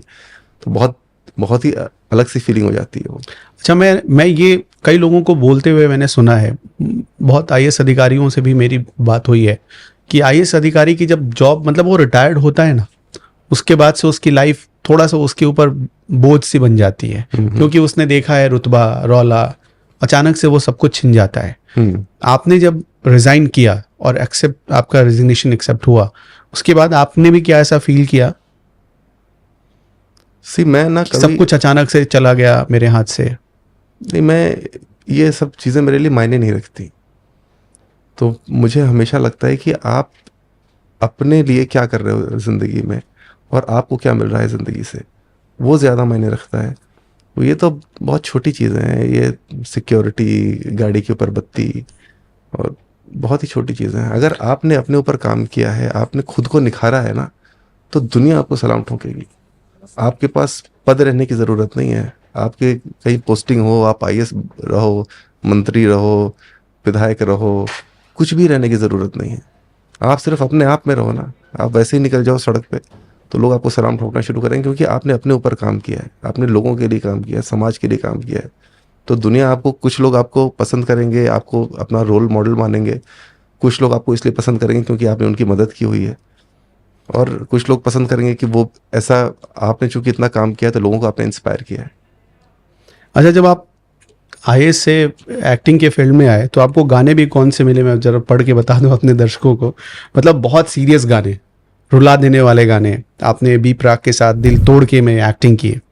आपने फिर जुबिन नौटियाल के साथ तुझे भूलना तो चाहा, वो भी एक सैड सॉन्ग ही था, उसमें आपने एक्टिंग की। फिर हार्डी संधू का गाना था याद आती है, उसमें भी आपने एक्टिंग की। तो ये सारे आपको जो सैड सॉन्ग ही क्यों मिले शुरू में? मतलब कि आपने चूज किया या ये रैंडमली क्या है कि आपको जब मिला? पहला गाना हिट हो गया तो इतना फिनोमिनल हिट हुआ, तो लोगों को लगा कि भाई मेरी शक्ल सैड सॉन्ग्स पे ज़्यादा सूट करती है, तो इसलिए लोगों ने मुझे देना शुरू कर दिया। और फिर अचानक आपने एक टर्न लिया, एक मोड़ ऐसा आया कि सीधे सनी लियोनी के साथ आपने एक, मतलब एक वो थोड़ा मैंने सा- डिसाइड किया, क्योंकि कोई भी मुझे अच्छा, ऐसा उसके रोमांटिक व्यूज गाना, मैं देख रहा था करीब 24 मिलियन के आसपास हैं व्यूज। और वो गाना कुछ ही, मेरे ख्याल में कितने दिन रिलीज हुए, 2 महीने हुए शायद। हाँ, बिल्कुल। बहुत पॉपुलर होता जा रहा है उसके। मैं सुन रहा था, मुझे बीट्स भी बड़े अच्छे लगे। उसकी कहानी क्या है, वो कैसे आपने वहां से तैयारी शुरू की, मतलब कैसे आपके क्योंकि दिमाग में? कोई भी सिंगर मेरे लिए कोई ऐसा मस्ती भरा गाना नहीं लिख रहा था, सिर्फ एक बादशाह ने लिखा, बादशाह ने बहुत प्यारा गाना बनाया। तो उन्होंने बोला कि पाजी आप क्यों लगातार सैड सॉन्ग्स कर रहे हो, कुछ अच्छा करो। तो मैंने कहा चलो आप एक अच्छा सा बना दो। तो वो बनाया, मुझे बहुत अच्छा लगा उसमें करना। उसके बाद मुझे हार्डी संधू मिले, मैंने कहा कि पाजी आप बना दो एक अच्छा सा गाना, आपने तो अभी इतना अच्छा बिजली बिजली बनाया है, मेरे लिए बना दो। कहते हैं हाँ पाजी बिल्कुल बनाते हैं। तो जानी पाजी के साथ बैठे, तो जानी पाजी ने सैड सॉन्ग लिख दिया। मैंने कहा ये क्या कर दिया? बोले नहीं गाना बहुत अच्छा बन गया, ऐसा करो पहले ये करते हैं, उसके बाद फिर एक मस्ती वाला कर लेंगे। मैंने चलो ठीक है, ये किया। फिर मैंने कहा चलो मस्ती वाला बना दो। बोले आ ही नहीं रहा, अभी दिमाग में ही नहीं आ रहा। मैंने कहा चलो कोई नहीं, मैं खुद ही से लिख लेता हूँ एक गाना। तो मैंने खुद ही लिखा, तो लिखते लिखते बहुत अच्छा लिख गया। तो फिर उन्होंने कहा कि आप क्यों ऐसा करते हो, आप खुद ही गा दो इसको, इसमें अच्छा, गाने में भी गाया भी क्या है? आपने खुद ही? हाँ, तो फिर मैंने ही गा भी दिया। और जब इतना अच्छा गा दिया, बन गया, तो फिर मैंने सोचा अब इसमें ऐसा कोई बंदा चाहिए जो कि इस गाने को और ऊपर लेके जाए। तो फिर हमें सनी लियोनी का नाम किसी ने शायद अच्छा, suggest इतने किया। सीरियस फेस के साथ आप गाना भी गा सकते हैं इतना, मतलब नहीं, वो आप रैप थोड़ा song सा था। हमें सुना सकते हैं क्या? वो रैप सॉन्ग था, उसमें ना गाना नहीं था। तो मेरी आवाज़ वैसे तो बहुत ख़राब लगती अगर मैं गाता, बस चूंकि उसमें बीट्स थी तो मैं बस ऐसे बोलता गया। तो वो गाना नहीं, मैं सिर्फ अपनी बात कह रहा हूँ कि भाई ब्लैक एंड वाइट जाए कोई रात ही नहीं, लौंडा पूरा तेज कोई काट ही नहीं, हमारे बीच में जो अड़े ऐसी लात थी नहीं, टेंशन लेने वाली कोई बात थी नहीं, क्यों तो साथ मेरे साथ क्यों जाती नहीं, हमारी पार्टी में कोई थर्ड पार्टी नहीं, हमारी पार्टी में कोई थर्ड पार्टी नहीं, हमारी पार्टी में कोई थर्ड पार्टी नहीं। बहुत शानदार। मतलब देख के लगता नहीं कि एक ऐसा लड़का जो पहले आईएएस की तैयारी करता है, दिन रात 16-16 घंटे आपने जैसा बताया पढ़ाई करता है, और वो बाद में एक रैप सॉन्ग लिखता है। तो जो रैप सॉन्ग लिखते हैं, आपको लगता है क्या 16-16 घंटे नहीं मेहनत करते हो? ये बहुत बड़ा मिसनोमर है। अच्छा, ये कैसे आपने एक एक जिंदगी लाइन में कैसे? मैं आपको बताऊं, जितने भी लोग ऊपर गए हैं या ऊपर हैं, वो उतनी ही मेहनत कर रहे हैं। 16 घंटे से कम अगर आप जिंदगी में किसी भी फील्ड में मेहनत कर रहे हो, तो आप जिंदगी में कभी सक्सेसफुल नहीं हो सकते, कभी भी नहीं हो सकते। तो ये बहुत बड़ा मिसनॉमर है लोगों का। उनको लगता है कि भाई आईएएस की पढ़ाई जो कर रहा है तो वो तो बहुत बड़ा काम कर रहा है, और जो सॉन्ग लिख रहा है, जो रैप सॉन्ग लिख रहा है, जो खेल रहा है, जो एक्टिंग कर रहा है, वो ऐसे खराब काम कर रहा है। तो सबसे पहले तो समाज को ये समझना चाहिए। अगर ये नहीं समझ पाएंगे तो ऊपर नहीं बढ़ पाएंगे। आज यूएस यूके जैसी कंट्रीज ऊपर किस लिए जा रही हैं? अच्छा, क्योंकि वो हर जानी बी प्रोफेशन को प्राक रिस्पेक्ट कर रही हैं। जानी बी प्राक के साथ आपने काम किया, हार्डी संधू के साथ, सारे हिट हैं, मार्केट में बिल्कुल हिट हैं, उनके गाने आते ही ब्लॉकबस्टर हिट होते हैं। कितनी मेहनत करते हैं, और आपको इस गाने के पीछे कितनी मेहनत करनी पड़ी? मतलब ये जो रैप आपने लिखा, इसके पीछे कितनी मेहनत करनी पड़ी? जरा हमारे दर्शकों को आज समझाइए, क्योंकि हम तो 3 मिनट 2 मिनट में सुनते हैं, एंजॉय करते हैं, फिर स्किप मार जाते हैं। एक गाना बनने में महीनों लग जाते हैं, 2-2 महीने लग जाते हैं। कई बार 2-3 लाइनें नहीं आती। मतलब अगर गाना लिख भी गया तो हो सकता है लास्ट की 2-3 लाइनें ना मिले, तो आप उसको सोचते रहो कि भाई क्या इसमें क्या वर्ड फिट बैठेगा, क्या थर्ड पार्टी कितने दिन में लिखी आप? थर्ड पार्टी हम लोगों ने लिखा करीब 15-20 दिन में। कब से शुरू करते थे, कब खत्म करते थे, मतलब दिन में कितने? कुछ ऐसा कोई टाइम का नहीं होता था। आप शाम को 5 बजे बैठ जाओ, सुबह 5 बजे तक अगर लग रहा है कि भाई चल रहा है तो फिर चलता रहेगा। हो सकता है 11-12 बज जाए दोपहर के, बट अगर लगता है कई बार कि नहीं आएगा आज, तो फिर ख़त्म कर दो, नहीं आएगा। मतलब बहुत मेहनत है इसमें भी, आपको लगता बहुत है ज़्यादा कि शिद्दत बहुत है, मेहनत तो क्या ही, देखो आपको अगर किसी चीज़ की शिद्दत होगी ना, तो उसमें जितनी भी आप मेहनत करोगे, मेहनत लगेगी नहीं। मैं हमेशा एग्जांपल देता हूँ कि यार अगर आप अपनी गर्लफ्रेंड से बात कर रहे हो, तो ऐसा कोई भी दुनिया का बॉयफ्रेंड नहीं होगा जो कहेगा कि यार मैं बड़ी मेहनत करके आ रहा हूँ क्योंकि मैंने अपने गर्लफ्रेंड से 12 घंटे बात कर ली। तो वो कभी नहीं कहेगा। वो जितना आप टाइम स्पेंड करोगे उतना ही अच्छा लगता है। अच्छा, मैं एक तरफ चिराग पासवान को देखता हूँ जो बॉलीवुड छोड़ के अभी नेता बन गए। आप अभी भी मतलब बॉलीवुड में काम कर रहे हैं और आप भी नेता बनने की कोशिश कर रहे हैं, मतलब उस रास्ते पर हैं आप। तो क्या आप भी उनकी तरह बॉलीवुड छोड़ देंगे जब आप लीडर बन जाएंगे? मतलब आपका क्या प्लान है, क्या आप पहला यहाँ तो से फ्यूचर क्या है आपका? मैंने काउंटर नहीं किया, मैं नेता नहीं बन रहा। पहली चीज़ तो अभी तक मैं पॉलिटिक्स में मैंने एंट्री नहीं करी है। मैं जौनपुर आया वापस, मुझे ऐसा लगा कि मुझे जौनपुर को विश्व पटल पे सबसे ऊपर लेके जाना है, ऐसा लक्ष्य देना चाहिए लोगों को, ताकि वो लोग सोचना शुरू करें। अगर आप बात नहीं करोगे तो कोई भी व्यक्ति नहीं करेगा। मतलब मिर्जापुर वाले जौनपुर की छवि निकालना चाहते हैं, जो हाँ, मिर्जापुर में जौनपुर की बिल्कुल। छवि दिखाई। तो देखो, आपने मिर्ज़ापुर को आप जान गए क्योंकि मिर्ज़ापुर के ऊपर एक सीरियल बना। अगर वो नहीं बनता तो शायद आप मिर्ज़ापुर इतना ज़्यादा बातों में नहीं आता, लोग बातें नहीं करते उसके बारे में। जौनपुर को आज भी लोग कहते हैं कि भाई बनारस के बगल में है। जौनपुर किसी को पता नहीं। जब मैंने हनीपा जी को बोला कि आकर के आपको शो करना है गणपति पे, तो कहते हैं कि अच्छा ये जौनपुर का राजस्थान में है। मैंने कहा नहीं, वो जोधपुर है, ये जौनपुर है यूपी में है। कहता अच्छा पाजी, पता नहीं, मैंने नाम नहीं सुना। तो कहते आते कैसे यहाँ पे? मैंने कहा कि बनारस में एयरपोर्ट है, वहाँ उतरते हैं, वहाँ से गाड़ी से आ जाते हैं। कहते अच्छा, अच्छा जौनपुर ठीक है। जाने के लिए दिल्ली से भी तो आपको सोचना पड़ता होगा। हाँ, तो आप कोई आपको कनेक्टिविटी है डायरेक्ट, आप मतलब? नहीं, डायरेक्ट कनेक्टिविटी तो बहुत अच्छी है। एयरपोर्ट हाँ, है बनारस का, जौनपुर में जो एयरपोर्ट है। और बनारस से कितना टाइम लगता है आप? आधे घंटे, जितना टाइम आपको बनारस, इनफैक्ट बनारस शहर पहुंचने में आपको ज़्यादा टाइम लगेगा। आपको 45 मिनट लग जाएंगे। जौनपुर आने में अब आधा आधे दिन। घंटे में पहुंच जाएंगे। अभी तो कम डेवलप्ड है, इसलिए आधे घंटे में पहुंचना है। थोड़ा और विकास होगा तो कम हो जाएगा टाइम। तो आप जौनपुर में क्या करना चाहते हैं, मतलब आपका टारगेट क्या है वहां पर? मैं बताऊं, 3-4 चीज़ें हैं जो मैंने शुरुआत करी वहाँ पे। एक तो मैंने वहाँ पे अ, विकसित भारत के ऊपर लोगों को मैंने प्रेरित किया कि आप रील्स और वीडियोस बनाओ। वो इसलिए किया क्योंकि आप हर दिन गाने के ऊपर, सॉन्ग के ऊपर, कुछ ना कुछ फिल्मों की डायलॉग्स को लेकर के आप वीडियो बनाते ही हो। उस वीडियो से आपका खुद का कोई विकास नहीं हो रहा। आप चूंकि ज्ञानवर्धन नहीं हो रहा, ऐसा कुछ आप नया सीख नहीं रहे हो। चलो एक चीज़ आप अच्छी सीख रहे हो, जिससे कि आपको रहने सहने का, कपड़े पहनने का ढंग, चेहरे के एक्सप्रेशंस, ये सब आ रहे हैं, वो भी अच्छी बात है। बहुत अच्छी बात है कि हमारी सोसाइटी जितनी एक्सप्रेसिव होगी उतना अच्छा रहेगा।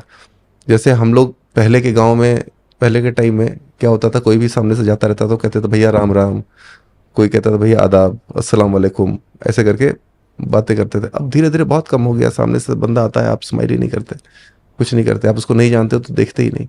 तो जितना आप एक्सप्रेसिव रहोगे, जितना आप वेलकमिंग रहोगे, उतना ज़्यादा आप एक दूसरे के साथ कम्युनिकेट करोगे। जितना कम्युनिकेट करोगे उतने एक्सचेंज ऑफ आइडियाज़ होंगे। जितने एक्सचेंज ऑफ आइडियाज़ होंगे उतना ज़्यादा आप इवॉल्व करोगे, और एक दूसरे की मेहनत के साथ आप ज़्यादा प्रोडक्टिविटी अचीव कर पाओगे।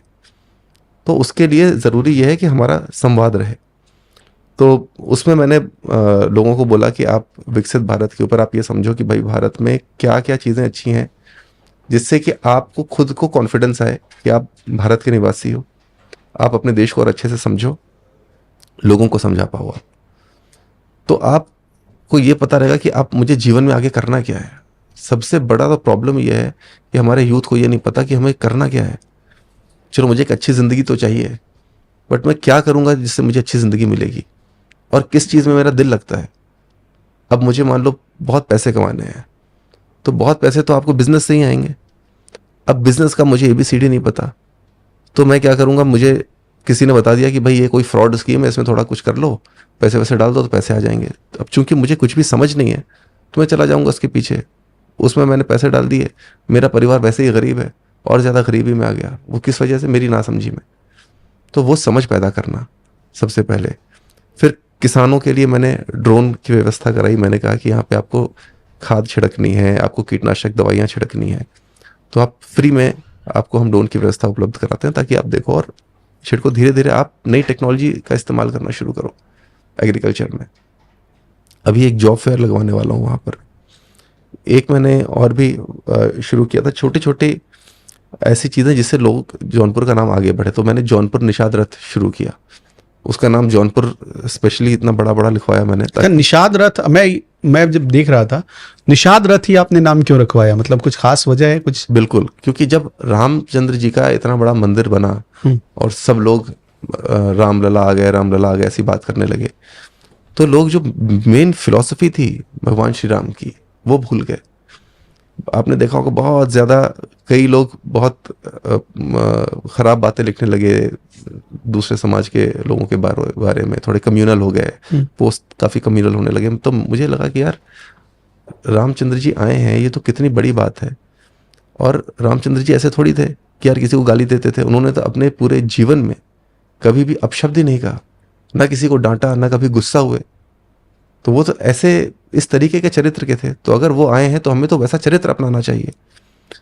तो इसलिए मैंने निषाद रथ रखा, क्योंकि भगवान श्री राम की नाव एक निषाद ने पार लगाई थी, जिसको उस टाइम पे भगवान श्री राम को बहुत ऊंची जाति का समझा जाता था, इनको नीची जाति का समझा जाता था। तो इन्होंने ये दिखाया कि भाई मेरे दिमाग में ऐसा कुछ नहीं है, मैं आपके साथ आकर के बैठ सकता हूँ, आपके नाव में बैठ करके मैं पार लग सकता हूँ। तो लोग थोड़ा सा उत्सुक हों, लोग थोड़ा जागरूक हों और थोड़ा पढ़ें कि भाई ये निषाद क्या है। जब आप उसको पढ़ोगे तो फिर आपको अहिल्या के बारे में भी पता चलेगा, तो आपको शबरी के बारे में भी पता चलेगा, तो आपको सब पता चलेगा कि भगवान श्री राम किस तरीके के चरित्र के थे। तो वो जागरूकता आनी चाहिए। सिर्फ जाकर के दर्शन कर लेना और खुशी मना लेना वो तो पूरा नहीं है ना। आपने एक मुहिम भी चलाई, नो शेम, कोई मुहिम चला रहे हैं आप, अभी भी चला रहे हैं शायद? बिल्कुल। वो क्या है? नो शेम मूवमेंट लड़कियों के लिए है कि आपकी अगर बॉडी का पार्ट कोई आपकी मर्जी के बिना उसकी अगर फोटोग्राफ खींच करके आपको ब्लैकमेल करने की कोशिश करता है तो उसमें आपको घबराना नहीं है, नहीं किसी शर्म की बात है। आपकी बॉडी अगर एक्सपोज हो जाती है तो ये कोई शर्म की बात नहीं है, आपकी बॉडी ही है। तो वो चूंकि समाज में इतना बड़ा टैबू है कि भाई एक लड़की को अगर ऐसे देख लिया तो लड़कियां खुद बहुत ज़्यादा ऐसा शर्म फील करती हैं कि शट यार मेरी किसी ने फोटोग्राफ खींच ली, मेरे ऐसा कर लिया। तो चूंकि ये लड़कियां अशेम्ड फील करती हैं, लड़कियों के लिए बहुत बड़ी बात है, तो इसी फीलिंग को यूज़ करके कोई भी आपका फ़ायदा उठा सकता है। अभी एक उत्तर प्रदेश में ऐसी घटना हुई थी, आपको याद होगा, एक टॉपर लड़की के साथ मूछें थी उसकी, उस पे बहुत सारे लोगों ने बहुत गंदे गंदे कमेंट्स किए। बिल्कुल, आपने वो देखा भी होगा। बिल्कुल। तो कैसे इसको टैकल करना चाहिए लड़कियों को, मतलब कैसे? इसी के लिए मैंने ये नो शेम मूवमेंट चलाया कि लड़कियों को इस पर चर्चा करनी चाहिए। आप जितनी ज़्यादा चर्चा करोगे उतने ही ज़्यादा इसका टैबू कम होता जाएगा। अब जैसे आप देखो पीरियड्स के ऊपर बहुत खुल करके चर्चा होती है। अभी उन्होंने अक्षय कुमार जी ने एक पीरियड के ऊपर एक फिल्म भी बना दी। तो अब जितनी ज़्यादा चर्चा ऐसी चीज़ों पर होगी उतना ही इसका टैबू कम होता जाएगा, उतना ही इसको समाज जो खराब दृष्टि से देखता है, लोग डरते हैं, झिझकते हैं बात करने में, वो कम हो जाएगा। तो अब बहुत अच्छा हुआ कि आपने देखा कि कितने लोगों ने, जो ट्रोलर्स थे, उनको कितना वापस जवाब दिया कि भाई कैसी बातें कर रहे हो आप, किसी के बॉडी स्ट्रक्चर के ऊपर उसका मजाक कैसे बना सकते हो, और उसमें ऐसा क्या फनी आप ढूंढ रहे हो। तो इसका मतलब आपकी सोच कहीं ना कहीं खराब है। उस सोच को ही बदलना है। एक विकसित देश की, एक विकसित समाज की जो मूलभूत जो आधार होता है, एक फंडामेंटल कैरेक्टरिस्टिक होती है, वो सोच होती है। फिजिकल उतनी ज़्यादा चीज़ें चेंज नहीं होती जितनी मेंटल चेंज होती हैं। तो वो चेंज करना बहुत ज़रूरी है, वो मानसिकता चेंज करना बहुत ज़रूरी है। इसीलिए मैंने नो शेम मूवमेंट चलाया कि लड़कियां बातें करें इस बारे में।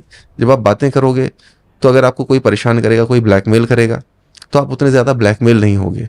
प्लस जो आपकी लीगल प्रोविजंस हैं, जो आपको अधिकार मिले हुए हैं, वो अधिकारों से हम लोगों को एजुकेट करते हैं, लोगों को बताते हैं। तो हमने एक वेबसाइट खोल रखी है, हेल्पलाइन खोल रखी है। कोई भी फ़ोन करे, किसी को परेशानी हो रही है तो हम उनको एजुकेट करेंगे, और अगर जो व्यक्ति है उसका नंबर देती हैं तो फिर हम उसके लीगल कार्रवाई करते हैं, उनकी मदद करते हैं लीगल कार्रवाई करने में।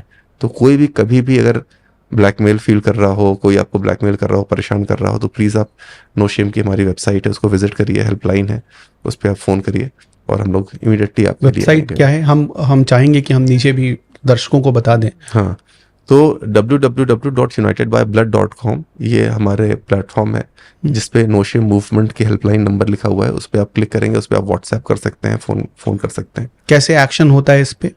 तो जैसे ही आप फ़ोन करेंगे, हमारी एक लीगल टीम है लड़कियों की जो आपकी बात को सुनेगी और फिर आपको लीगल एडवाइस देगी कि आप ऐसा ऐसा कर सकते हैं, इसमें ये सारे एक्शन आप ले सकते हैं। अगर लड़की को लगता है कि जी नहीं, मैं नहीं ले सकती खुद से, आप आइए और आप मेरी हेल्प करिए, तो हम अपनी टीम का मेंबर भेजते हैं। वो जाता है, उनके साथ में एफआईआर दर्ज करानी है या ये करना है, कुछ भी करना है, तो वो फिर उनके साथ आगे लीगल प्रोसीडिंग करता है। आपने वोट भी दिया है, हम अभी तक स्याही के निशान देख रहे हैं। मोदी जी को वोट दिया है, इंस्पायर है या नहीं है ये बताइए। वोट कॉन्फिडेंशियल होता है। इंस्पिरेशन मेरी बहुत ढेर सारे लोग हैं। मोदी जी 100% इंस्पिरेशन है और मेरी नहीं, बहुत ढेर सारे लोगों की इंस्पिरेशन है। एक कोई व्यक्ति 5 नाम अपने जीवन में इतना कुछ कर ले, ये बहुत ही अनबिलीवेबल है। जिस फील्ड से, जहाँ से आते हैं, जिस पृष्ठभूमि से वो आते हैं, वहाँ से आकर के यहाँ तक पहुँच जाएं, ये वाकई अनबिलीवेबल है। और हम सभी लोगों को, कुछ लोग चाहे आप उनकी पॉलिटिकल आइडियोलॉजी से इत्तेफाक रखते हो या नहीं रखते हो, लेकिन उनके अचीवमेंट को तो एक फैक्चुअल अचीवमेंट है जो कि सबको दिखाई देता है। और वो फैक्चुअल अचीवमेंट लाने के लिए बहुत ज़्यादा डिसिप्लिन लाइफ जी है उन्होंने, बहुत फोकस्ड लाइफ जी है। वो सारे यंगस्टर्स के लिए बहुत बड़ा प्रेरणादायक है। अच्छा, ऐसे कुछ काम आप बता सकते हैं जो आपको लगा कि हाँ ये मोदी जी ने ही किया है और मोदी जी ही कर सकते थे, ऐसा कुछ मतलब लगा आपको कि ऐसा नेता आना बहुत ज़रूरी था हमारे देश के लिए? देखिए, मैं ना ऐसे बहुत ढेर सारे काम बता सकता हूँ, लेकिन क्या है कि जिस तरह से आपने क्वेश्चन पूछा है, उस तरीके से अगर मैं आंसर दूंगा तो ये आंसर पॉलिटिकल हो जाएगा। मतलब आप पत्ते नहीं खोलना चाह रहे हैं? अच्छा, राजनीति में अगर मौका मिले तो आप आएंगे कि नहीं आएंगे? नहीं, मौका मिलेगा ऐसा तो नहीं होता कि कोई आएगा और मौका देगा। मुझे मौका खुद ही बनाना पड़ेगा। वो तो आप बना रहे हैं, वो तो पता भी चल रहा है हमें। अब थोड़ा बात कर लेते हैं, आप जब बॉलीवुड में आए तो हमने ये भी सुना कि शाहरुख खान से आप बहुत इंस्पायर्ड हैं। शाहरुख खान से आप मुलाकात हुई उनसे कभी? हाँ, कई बार मुलाकात हुई है, मेरे बहुत अच्छे दोस्त हैं। किस किस के साथ आप काम करना चाहते हैं बॉलीवुड में? आपको लगता है कि मेरा ड्रीम है कि मैं बॉलीवुड में इनके साथ काम करूं, शाहरुख खान को छोड़कर? या शाहरुख खान के जितने बॉलीवुड में जितने भी लोगों ने नाम कमाया है, वो बहुत बड़ा पर्सनल अचीवमेंट है उनका।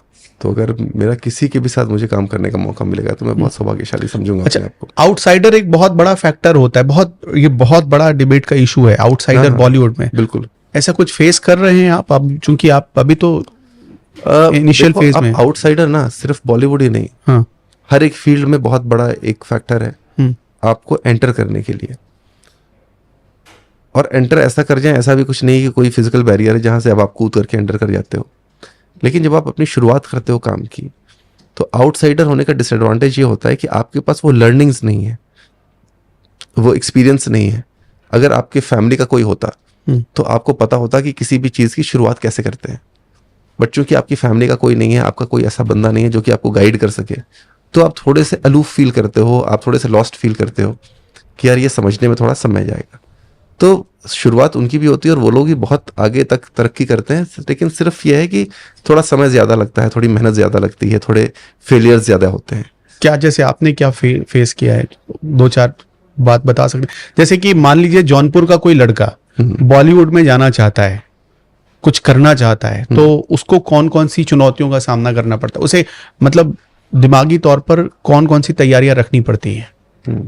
देखिए, जौनपुर का लड़का, अगर जौनपुर का या कहीं का भी अगर कोई भी एक नया एक्टर अपनी जर्नी शुरू कर रहा है, तो सबसे पहली सीढ़ी होती है कि आपको आगे किसी भी कास्टिंग डायरेक्टर को मिलना, किसी भी क्या सभी कास्टिंग डायरेक्टर्स को मिलना चाहिए और जाके अपना ऑडिशन देना चाहिए। वही आपको बताएंगे कि क्या क्या रोल्स आ रहे हैं, किस किस रोल में आप फिट होते हो। लेकिन वहां तो बहुत लंबी लाइन होती है। तो लाइन तो लंबी होनी है, जो जिस चीज़ में आपको तरक्की ज़्यादा होनी है, तो वहाँ पे तो आपको लंबी लाइन ही लगेगी। लाइन को आपने कैसे क्रॉस किया? मतलब क्रॉस कहाँ किया है, हम तो भी उसी लाइन में लगे हुए हैं, हम भी उसी लाइन में। आपका तो डेब्यू हो चुका है, कितने सारे। अच्छा, आगे आपके कौन कौन से प्रोजेक्ट्स आ रहे हैं? एक हमारी बॉबी देओल जी और अनन्या बिरला और राहुल बोस, इनके साथ एक फिल्म आएगी अभी। और एक फिल्म आ रही है मेरी और रायमा सेन जी की, जो सिटीजनशिप अमेंडमेंट एक्ट के ऊपर बनी है। ये 2 फिल्में तो इस साल रिलीज हो रही हैं, बाकी अभी 3-4 फिल्में और हैं जिन पे काम चल रहा है। तो यहाँ तक पहुंचे आप, ये लाइन कैसे क्रॉस की आपने, यही कहानी बताइए।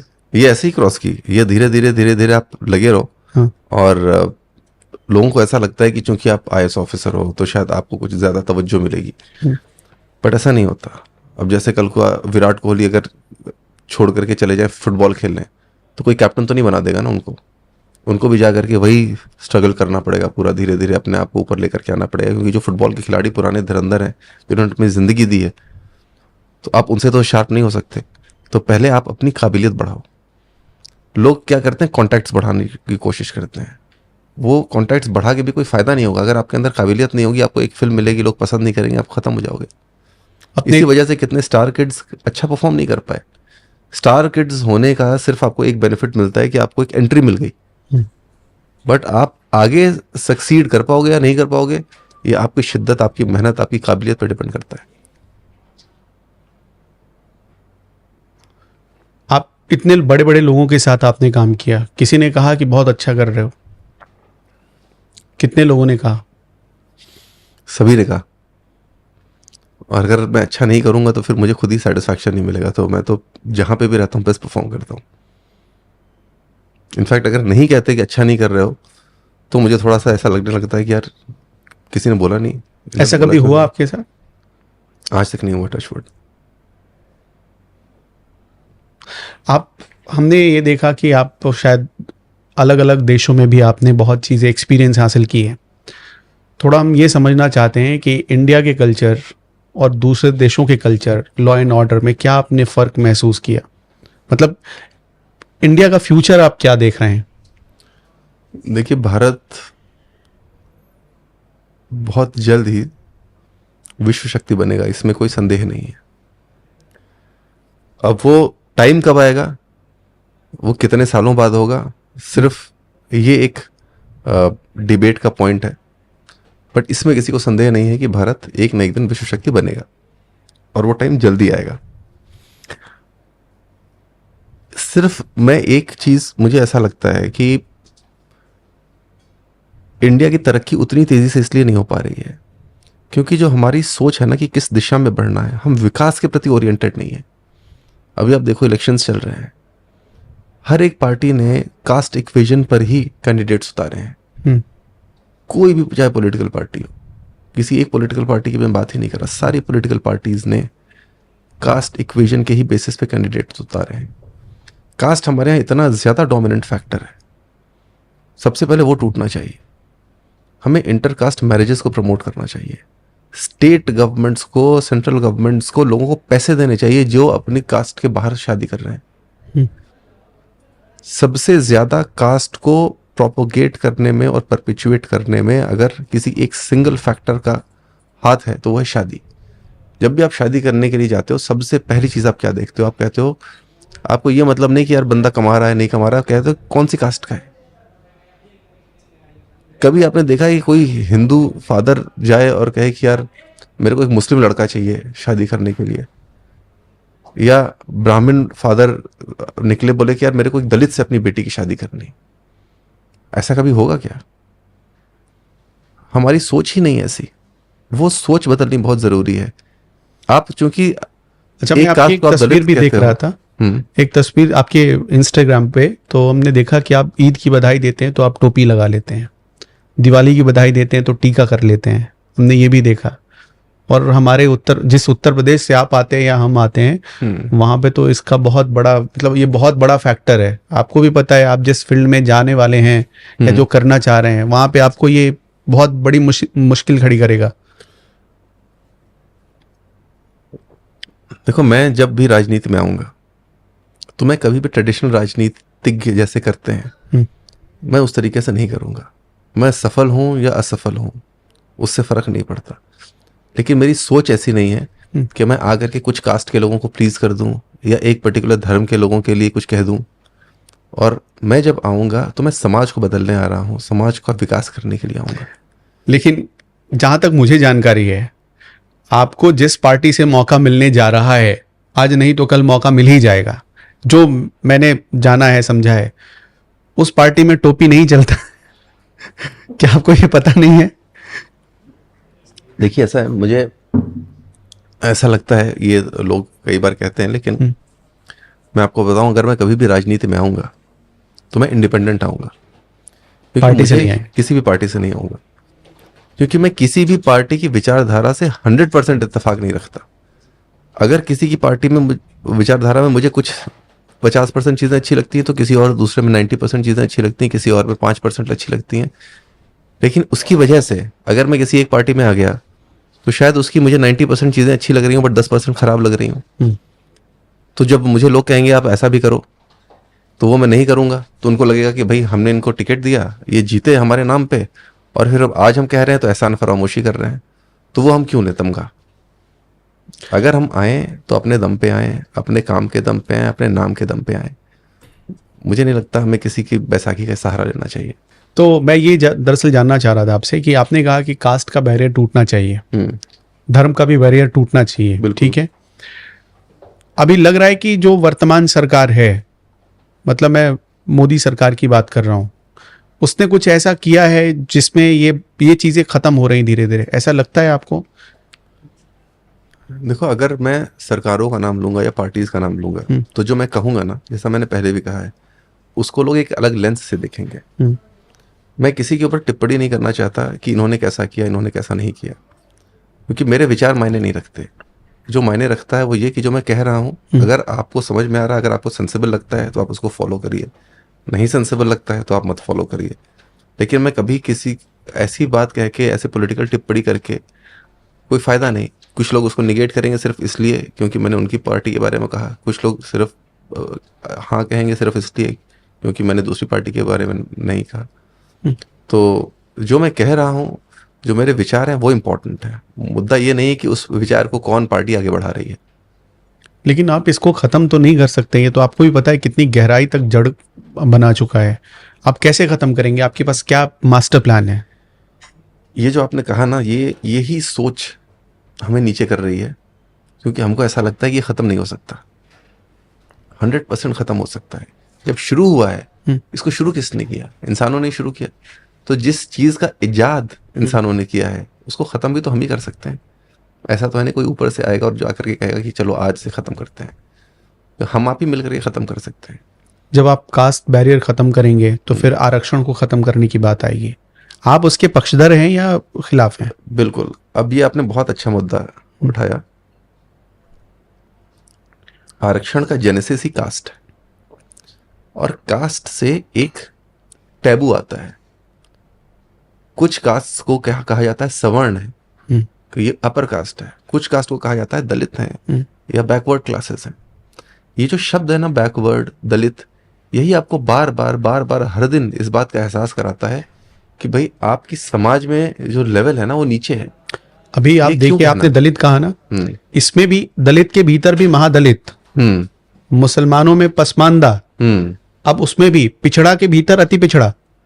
तो कैसे हमारी राजनीतिक पार्टियों ने सोशल इंजीनियरिंग के नाम पर लोगों को डिवाइड किया। आपने ये सही कहा कि ये बैरियर टूटना चाहिए, लेकिन मैं वही आपसे समझना चाहता हूं कि ये आपके पास क्या मास्टर प्लान है? आप इंडिपेंडेंट आएंगे, आप कैसे लोगों को समझाएंगे कि आप इस बैरियर को तोड़े? आप रथ चलाते हैं, निषाद रथ, बिल्कुल, लेकिन जब आप चुनाव लड़ने उतरेंगे तो आपके नाम में क्या टाइटल है, लोग उससे जज करेंगे आपको। बिल्कुल, बिल्कुल। कैसे आप खत्म करेंगे इसे? जब आप विकास के लिए लोगों को प्रेरित करोगे, जब आपकी बातें विकास की होंगी, जब आप वोटर्स को एजुकेट करोगे और कहोगे कि भाई जो आपके पास कैंडिडेट आ रहा है, आप उससे ये पूछो कि आपके पास क्या मास्टर प्लान है हमें डेवलप करने का, हमारी ज़िंदगी बेहतर बनाने का। मेरी ज़िंदगी में ये प्रॉब्लम्स हैं, आप इनमें से कितनी प्रॉब्लम सॉल्व कर सकते हो, ये बताओ मुझे। मेरे सोसाइटी में इतनी प्रॉब्लम्स हैं, इन प्रॉब्लम्स में से कितनी प्रॉब्लम सॉल्व कर सकते हो और कैसे करोगे, ये मुझे बताओ। आपने कह तो दिया मुझे नौकरी दोगे, कैसे दोगे, कौन सी नौकरी दोगे, और क्या मैं खुद काबिल हूं क्या नौकरी पाने के? सबसे पहले ये क्वेश्चन पूछो। काबिलियत छोड़ करके लोगों के ऊपर आप ना कृपा पात्र मत बनो कि यार किसी ने आके मेरे ऊपर कृपा कर दी तो मुझे ये मिल जाएगा। काबिल बनो। तो जब आप लोगों को उस चीज के लिए जागरूक करोगे, तभी लोग ये सवाल पूछ पाएंगे, तभी आप कास्ट इक्वेशन से बाहर निकल पाओगे, तभी दो धर्म के लोग, दो जाति के लोग आकर के वापस आपस में खड़े होकर के बात कर सकेंगे। वैसे भी तो रह ही रहे हैं ना एक समाज में। ऐसा तो है नहीं कि कोई अलग जा करके सांस में किसी अलग हवा में जाके सांस ले रहे हैं, एक साथ तो रह ही रहे हैं। लेकिन जब पॉलिटिक्स आती है, जब इलेक्शन आता है, तो क्यों जा करके आप एक साथ में एक कास्ट के लोगों को वोट देते हो? क्या ऐसा हो गया उसके अंदर? कैंडिडेट तक कास्ट देखकर दिए जा रहे हैं, इसी वजह से ना, क्योंकि समाज ऐसा मिनिस्टर कास्ट देखकर बनाए जा रहे हैं। है, समाज ऐसा है, ये पार्टीज नहीं ऐसा कर रही, ये भी बहुत बड़ी गलतफहमी है। पार्टीज ऐसा नहीं कर रही, समाज चूंकि ऐसा है, इस वजह से करना पड़ रहा है। आपको पता है एक बार आरक्षण के ऊपर बहुत बड़ा हंगामा हो चुका है साल 2018 में हमारे देश के भीतर। जब आप कास्ट खत्म करेंगे तो आरक्षण खत्म करने की मांग उठेगी। कुछ लोग खड़े हो जाएंगे कि बाबा साहब ने हमें ये अधिकार दिया, आप उससे उसे छीन रहे हैं। तब क्या कहेंगे आप? देखो, कास्ट तो खत्म हो जानी चाहिए। जब कास्ट खत्म हो जाएगी तो आरक्षण स्वतः खत्म हो जाएगा, खुद से ही खत्म हो जाएगा। और आरक्षण का उद्देश्य भी यही है। आरक्षण का उद्देश्य यह है कि जब धीरे धीरे कुछ पर्टिकुलर कास्ट के लोग आ जाएंगे ऊपर, तो उनके अंदर जो ये एहसास है दलित होने का, जो एहसास है बैकवर्ड होने का, ये खत्म हो जाएगा। ये एहसास खत्म करना है। और इस एहसास को समाज तभी खत्म कर पाएगा जब इंटरकास्ट शादियां होंगी। जब इंटरकास्ट शादियां होनी शुरू हो जाएंगी, तो आप किस कास्ट के, जब मैं किस कास्ट का, जो बच्चा है वो कौन सी कास्ट का। क्या विदेशों में भी ऐसा होता है? विदेशी हाँ, पॉलिटिक्स में ऐसा होता है? कास्ट का है विदेशों में, कहीं पे कास्ट नहीं है। कास्ट तो सिर्फ इंडिया में है। बाकी लोगों ने कहा कास्ट बनाई, बाकी जगह रेसिज्म है कि कलर के बेसिस पे, कि एक कलर को खराब माना जाता है। जब आप कास्ट देखो, आप कास्ट में और क्लास डिवाइड में ना एक बहुत बड़ा डिफरेंस है। अगर विदेशों में ज्यादातर आप देखोगे क्लास डिवाइड है, मतलब कि मैं गरीब आप अमीर, उस चीज का डिवीजन है। बट जब उस चीज का डिवीजन होता है तो आपके अंदर एक होप होती है, यार जिस दिन मैं अमीर हो जाऊंगा ना, मैं वहां जाके बैठ सकता हूं। तो मैं क्या करूं, मैं खूब मेहनत करता हूं और मैं खूब कमाई करूंगा और फिर मैं एक दिन वहां जाके बैठ जाऊंगा। तो आपको क्लास डिवाइड में तभी मोटिवेशन है और आपको होप है कि एक दिन मैं वहां जाके बैठ सकता हूं। बट अगर आप दलित कास्ट में पैदा हो गए तो आप कुछ भी कर लो, आप उससे बाहर ही नहीं निकल सकते। आज जीवन आप दलित ही रहोगे। तो वो कितना बड़ा डीमोटिवेशन है एक बंदे के लिए। आप सोचो, एक छोटा बच्चा जिसको कास्ट कुछ नहीं पता, जब वो पैदा होता है उसकी क्या कास्ट होती? कुछ नहीं होती। समाज उसको कास्ट दे देता है, वो कहता है कि तुम इस कास्ट के हो गए आज से। वो अपने आप को आइडेंटिफाई करने लगता है, जी मैं दलित हूं, मेरे ऊपर बहुत अत्याचार हुए हैं और मेरी कास्ट अच्छी नहीं है, मेरी कास्ट को समाज रिस्पेक्ट से नहीं देखता, तो मैं कुछ भी कर लूंगा, या तो मेरे ऊपर फैन फेयर होगा, अरे वाह यार एक दलित बंदे ने इतना अच्छा काम कर लिया, तो समाज बड़े आश्चर्य की निगाहों से देखेगा। इसमें क्या आश्चर्य है? ये जो टैबू है ना, ये खत्म करना है। जब आप शादियां इंटरकास्ट करा दोगे, सिर्फ एक ही चीज करनी है, शादियां इंटरकास्ट करनी है, आपका समाज में धीरे धीरे अगले 15-20 सालों में कास्ट के मतलब ही खत्म हो जाएंगे, मायने ही खत्म हो जाएंगे। पर ऐसा होना शुरू हो गया। मेट्रोज में आप देखो, मेट्रोज में जो लोग एक दूसरे के घर के बगल में रहते हैं उनकी कोई कास्ट नहीं है। बट गांव में क्या है, सारे कास्ट के लोग एक साथ इकट्ठे होकर रहेंगे। मेट्रोज में क्यों नहीं होता? आपको कभी पता भी नहीं होगा जिंदगी में कि आपके बगल का जो बंदा है उसका सरनेम क्या है, वो कौन सी कास्ट का है, कहां से आता है। बट गांव में सारे दलित एक साथ हो गए, यादव एक साथ हो गए, ठाकुर एक साथ हो गए, ब्राह्मण एक साथ हो गए, घर ही नहीं बनाते अगल बगल। पार्टियों की तो पहचान है MY समीकरण, ब्राह्मण मुसलमान, मतलब ऐसे तो पहचान बना रहे हैं। तो जब आप समझो, जब आप ऐसे पहचान बनाओगे तो आप विकास की बात कहां से करोगे? और क्यों एक पर्टिकुलर समाज के विकास की बात करते हो? आप लोगों को काबिल बनाओ, विकास अपने आप कर लेंगे लोग। काबिल बनाने पे फोकस करो। आप काबिल ही नहीं बना पाओगे तो विकास कैसे होगा? आपने आज कुछ दिया खाने को, वो खत्म हो गया, कल उसको आता नहीं है, कैसे कमाएगा वो? आपके हिसाब से देश में इस वक्त वो 5 कौन से प्रॉब्लम्स है जिन पर कोई काम नहीं कर रहा है, जो इस पर काम होना चाहिए? नहीं, मैं ऐसा नहीं कहूंगा कि कोई काम नहीं कर रहा। बहुत बड़ा देश है, बहुत ही बड़ा देश है, तो हर एक सेगमेंट पे काम हो रहा है। और ऐसे इन्यूमरेबल सेगमेंट्स हैं। ऐसा मैं नहीं कहूंगा कि 1-2 सेगमेंट्स या 4-5 सेगमेंट्स को हम गिना सकें। अगर आप देखो तो हेल्थ एंड वेलनेस कितनी बड़ी चीज़ है। हम सिर्फ अगर लोगों को यही सिखा सकें कि अपने आप को स्वस्थ कैसे रखना है, रात में ब्रश करके सोना है, ठीक है, अपना चेहरा धोना है रात शाम को सोने से पहले, ये बड़ी छोटी छोटी चीज़ है। आपको हाइजीनिक रहना है, अपने आप को हर दिन नहाते धोते रहना है, अच्छे से साबुन लगा करके, ये बहुत छोटी छोटी बातें हैं। खाना खाने से पहले हाथ धो, बट लोग करते ही नहीं। इन बातों पे कहाँ बातें होती हैं? हम लोग कभी बैठ करके एक दूसरे को ये बताते हैं क्या भाई अब तुमने क्या ब्रश किया था, क्या रात में पूछा, क्या कोई पूछता है? बट उससे आप कितनी डिजीजेस सेव कर सकते हो, कितना बीमार होना, कितने अपने स्वास्थ्य को बेहतर कर सकते हो, ये लोग सोच नहीं पाते। तो ऐसे तो बहुत ढेर सारे मुद्दे हैं। खाने का अडल्ट्रेशन, जैसे मैंने अभी बताया, फूड अडल्ट्रेशन। फिटनेस, हर दिन एक्सरसाइज करना चाहिए, कुछ ना कुछ किसी न किसी फॉर्म में एक्सरसाइज करना चाहिए, आपकी बॉडी का मूवमेंट होना चाहिए, आपको अपनी बॉडी को देखना चाहिए। जिस दिन आप पैदा होते हो उस दिन से लगातार आपकी बॉडी डिग्रेड ही करती जाती है। हर दिन आपकी बॉडी के ऑर्गन्स खराब होते रहते हैं, थोड़े थोड़े थोड़े थोड़े थोड़े थोड़े। तो एक बुक है होमो डुअस, उसमें वो कहते हैं कि body is like a machine. तो जैसे हम कार की जाके सर्विसिंग करते हैं, तो अगर हम बॉडी की भी ऐसी सर्विसिंग करें कि हम इसको एंटी एज कर सकें, कि आज जो खराब हुई इसको फिर से ठीक कर दिया, फिर थोड़ी सी खराब हुई फिर थोड़ा ठीक कर दिया। तो अगर हम ऐसे करते रहे तो आज अगर हम 100 साल की, मान लो हम मानते हैं कि 100 साल की उम्र बहुत लंबी होती है, तो कल हम शायद 1000 साल तक पहुंच जाए। हमें सिर्फ उसको उस तरीके से देखना है कि भाई हम जितनी भी सेगमेंट्स में जिन जिन जो कंपोनेंट्स खराब हो रहे हैं बॉडी के, उनको दोबारा से ठीक करते चले जाओ। बट हम कहाँ ध्यान देते हैं?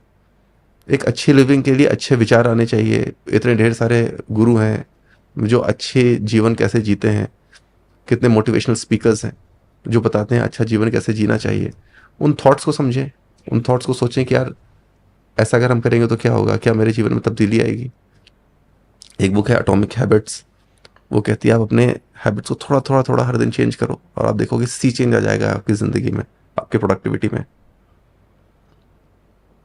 मुझे नहीं लगता सरकारों को ज़्यादा काम करना चाहिए, सरकारों को सिर्फ लोगों की सोच बदलने की दिशा में काम, जिम्मेदारी बढ़ानी चाहिए लोगों की। अच्छा, मैं थोड़ा सा हैरान हूँ, ये मैंने जब आपके बारे में पढ़ रहा था तो मैंने ये पढ़ा भी कि आप एक दौर में सुसाइड करने जा रहे थे, और आज आपकी बातें सुनकर लग ही नहीं रहा है कि आप ऐसा सोच सकते हैं। सही बात है क्या कि आप, मतलब ऐसा कभी दौर आया आपके लाइफ में? कैसे आपने उस फेज से खुद को निकाला बाहर? मैं सुसाइड करने जा रहा था और मेरे से सुसाइड हुआ नहीं। मैं इतना डर गया कि मैं अपनी जान ही नहीं ले पाया।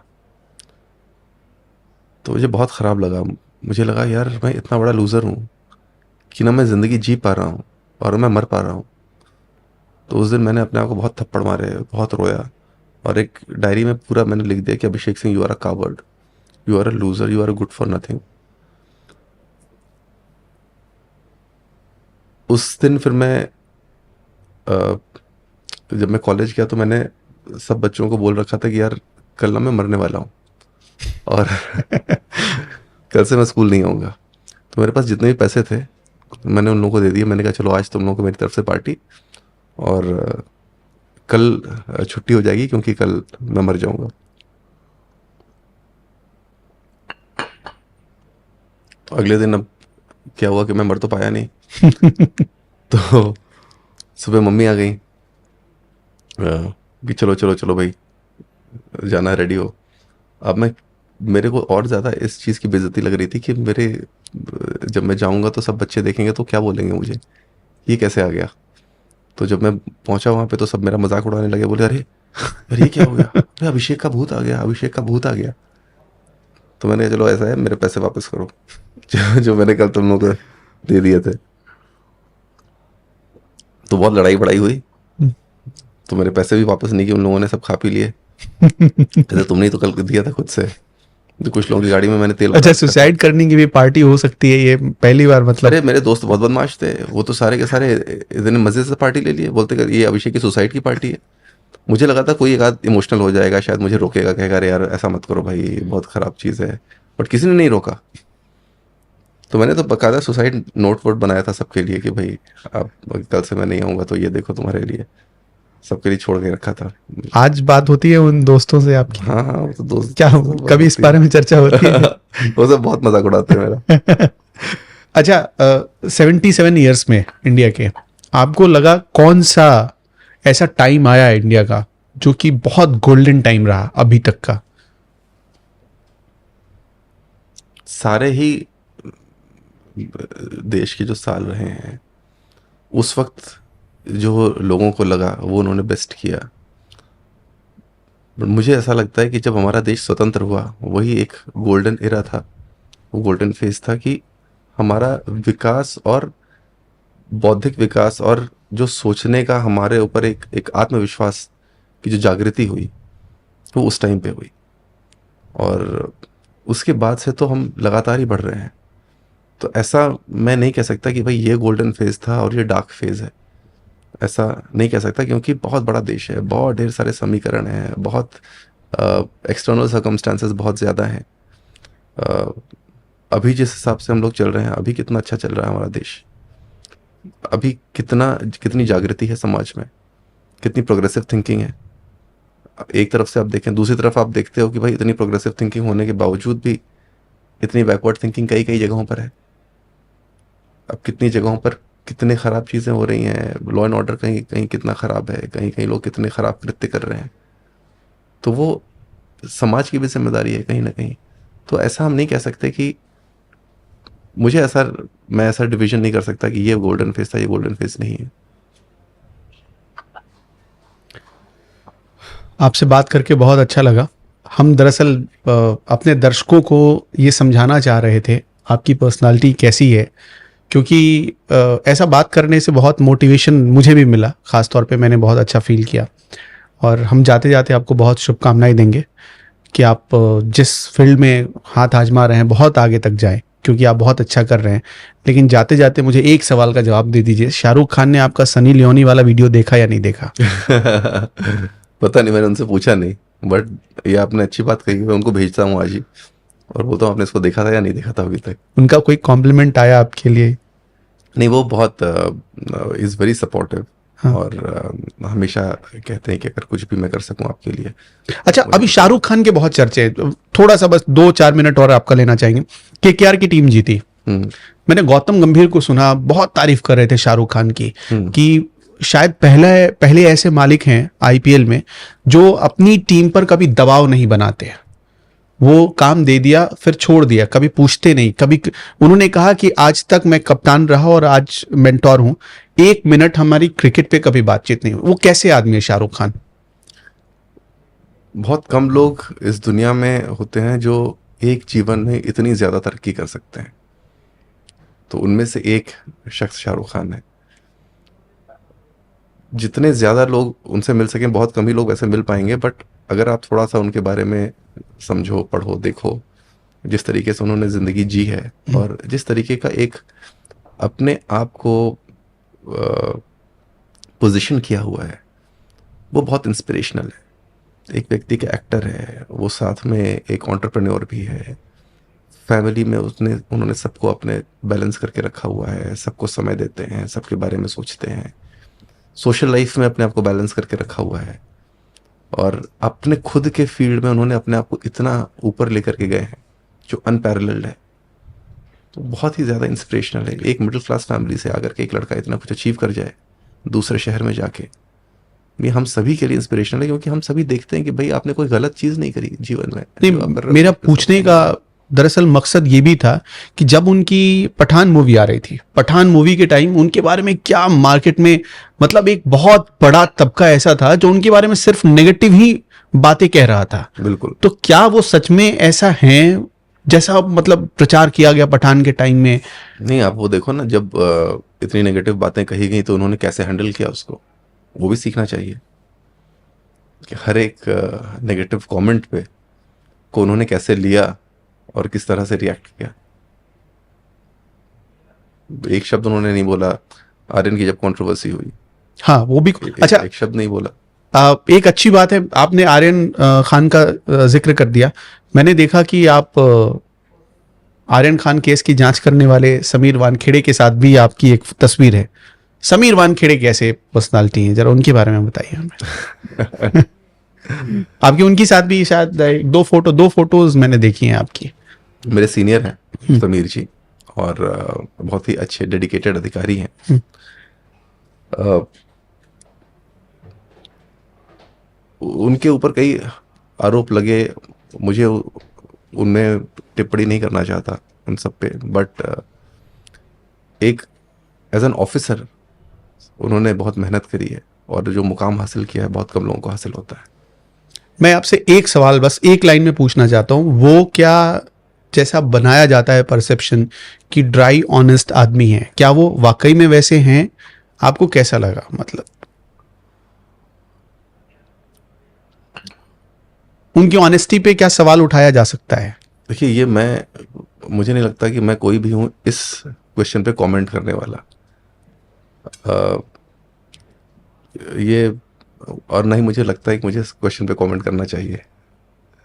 नहीं, मैं इसलिए जानना चाह रहा था कि आप शाहरुख खान जी से भी मिले हैं, आप उनसे भी बहुत इंस्पायर्ड हैं, और आप समीर वानखेड़े आपके तो सीनियर हैं ही, तो दोनों की पर्सनालिटी की अगर तुलना करें तो कौन ज़्यादा बेहतर नज़र आता है आपको? कभी भी आप दो लोगों को इस दुनिया में कभी भी कंपेयर नहीं कर सकते। 750 करोड़ लोग हैं इस दुनिया में, कोई भी दो लोग सिमिलर नहीं है, तो कंपैरिजन तो कभी भी नहीं हो सकता, और नहीं कंपैरिजन करना चाहिए। हमें अगर कंपैरिजन करना चाहिए किसी से तो वो खुद से करना चाहिए कि हम कल कैसे थे और आज कैसे हो गए।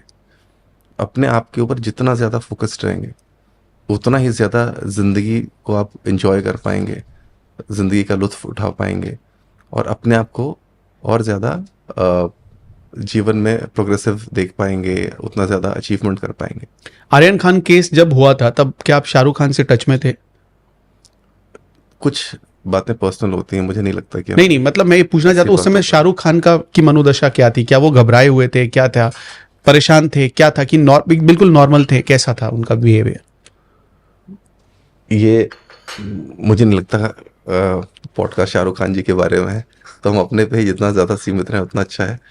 और बट शाहरुख खान जी की एक बात मैं कहना चाहूँगा जो मुझे बहुत इंस्पायर करती है, कि वो कहते हैं कि भाई मैं आपके बारे में ना अच्छा बोलता हूँ ना मैं आपके बारे में बुरा बोलता हूँ। किसी तीसरे आदमी के लिए कहते हैं कि भाई मैं किसी भी इंसान के बारे में ना अच्छा सोचता हूँ ना बुरा सोचता हूँ, क्योंकि मैं आपके बारे में सोचता ही नहीं हूँ, मैं सिर्फ अपने बारे में ही सोचता हूँ। तो आई एम सेल्फलेसली सेल्फिश, कि मैं सिर्फ अपने बारे में सोचता हूँ कि भाई मैं क्या करूँगा, मैं कल इस चीज़ को कैसे करूँगा, मैं कहाँ जाऊँगा, मैं अपने करियर को और कैसे बेहतर करूँगा। तो मुझे फ़र्क ही नहीं पड़ता कि दूसरा व्यक्ति क्या कर रहा है। तो वैसे ही मैं भी हूँ, और वैसे ही मैं सबको प्रेरित करूँगा कि भाई आप लोग भी ऐसी अगर ज़िंदगी जिएंगे ना तो कितनी ज़िंदगी आपकी खुशहाल हो जाएगी, कितने आप मस्त हो जाएंगे ज़िंदगी में, कितना आप ज़्यादा तरक्की कर जाएंगे ज़िंदगी में। बहुत बहुत शुक्रिया हमारे साथ जुड़ने के लिए, और आपसे बातचीत करने के बाद मुझे एक चीज़ का और एहसास हुआ कि जो आपने जवाब में चिट्ठियां लिखी होंगी सरकार को, शायद इसी तरह से वो भी मतलब या तो डक कर गए होंगे या फिर बाउंस कर गया होगा वो। शुक्रिया, बहुत बहुत शुभकामनाएं हमारे साथ जुड़ने के लिए। बहुत मज़ा आया आपसे बात करके, बहुत मज़ा आया। Thank you.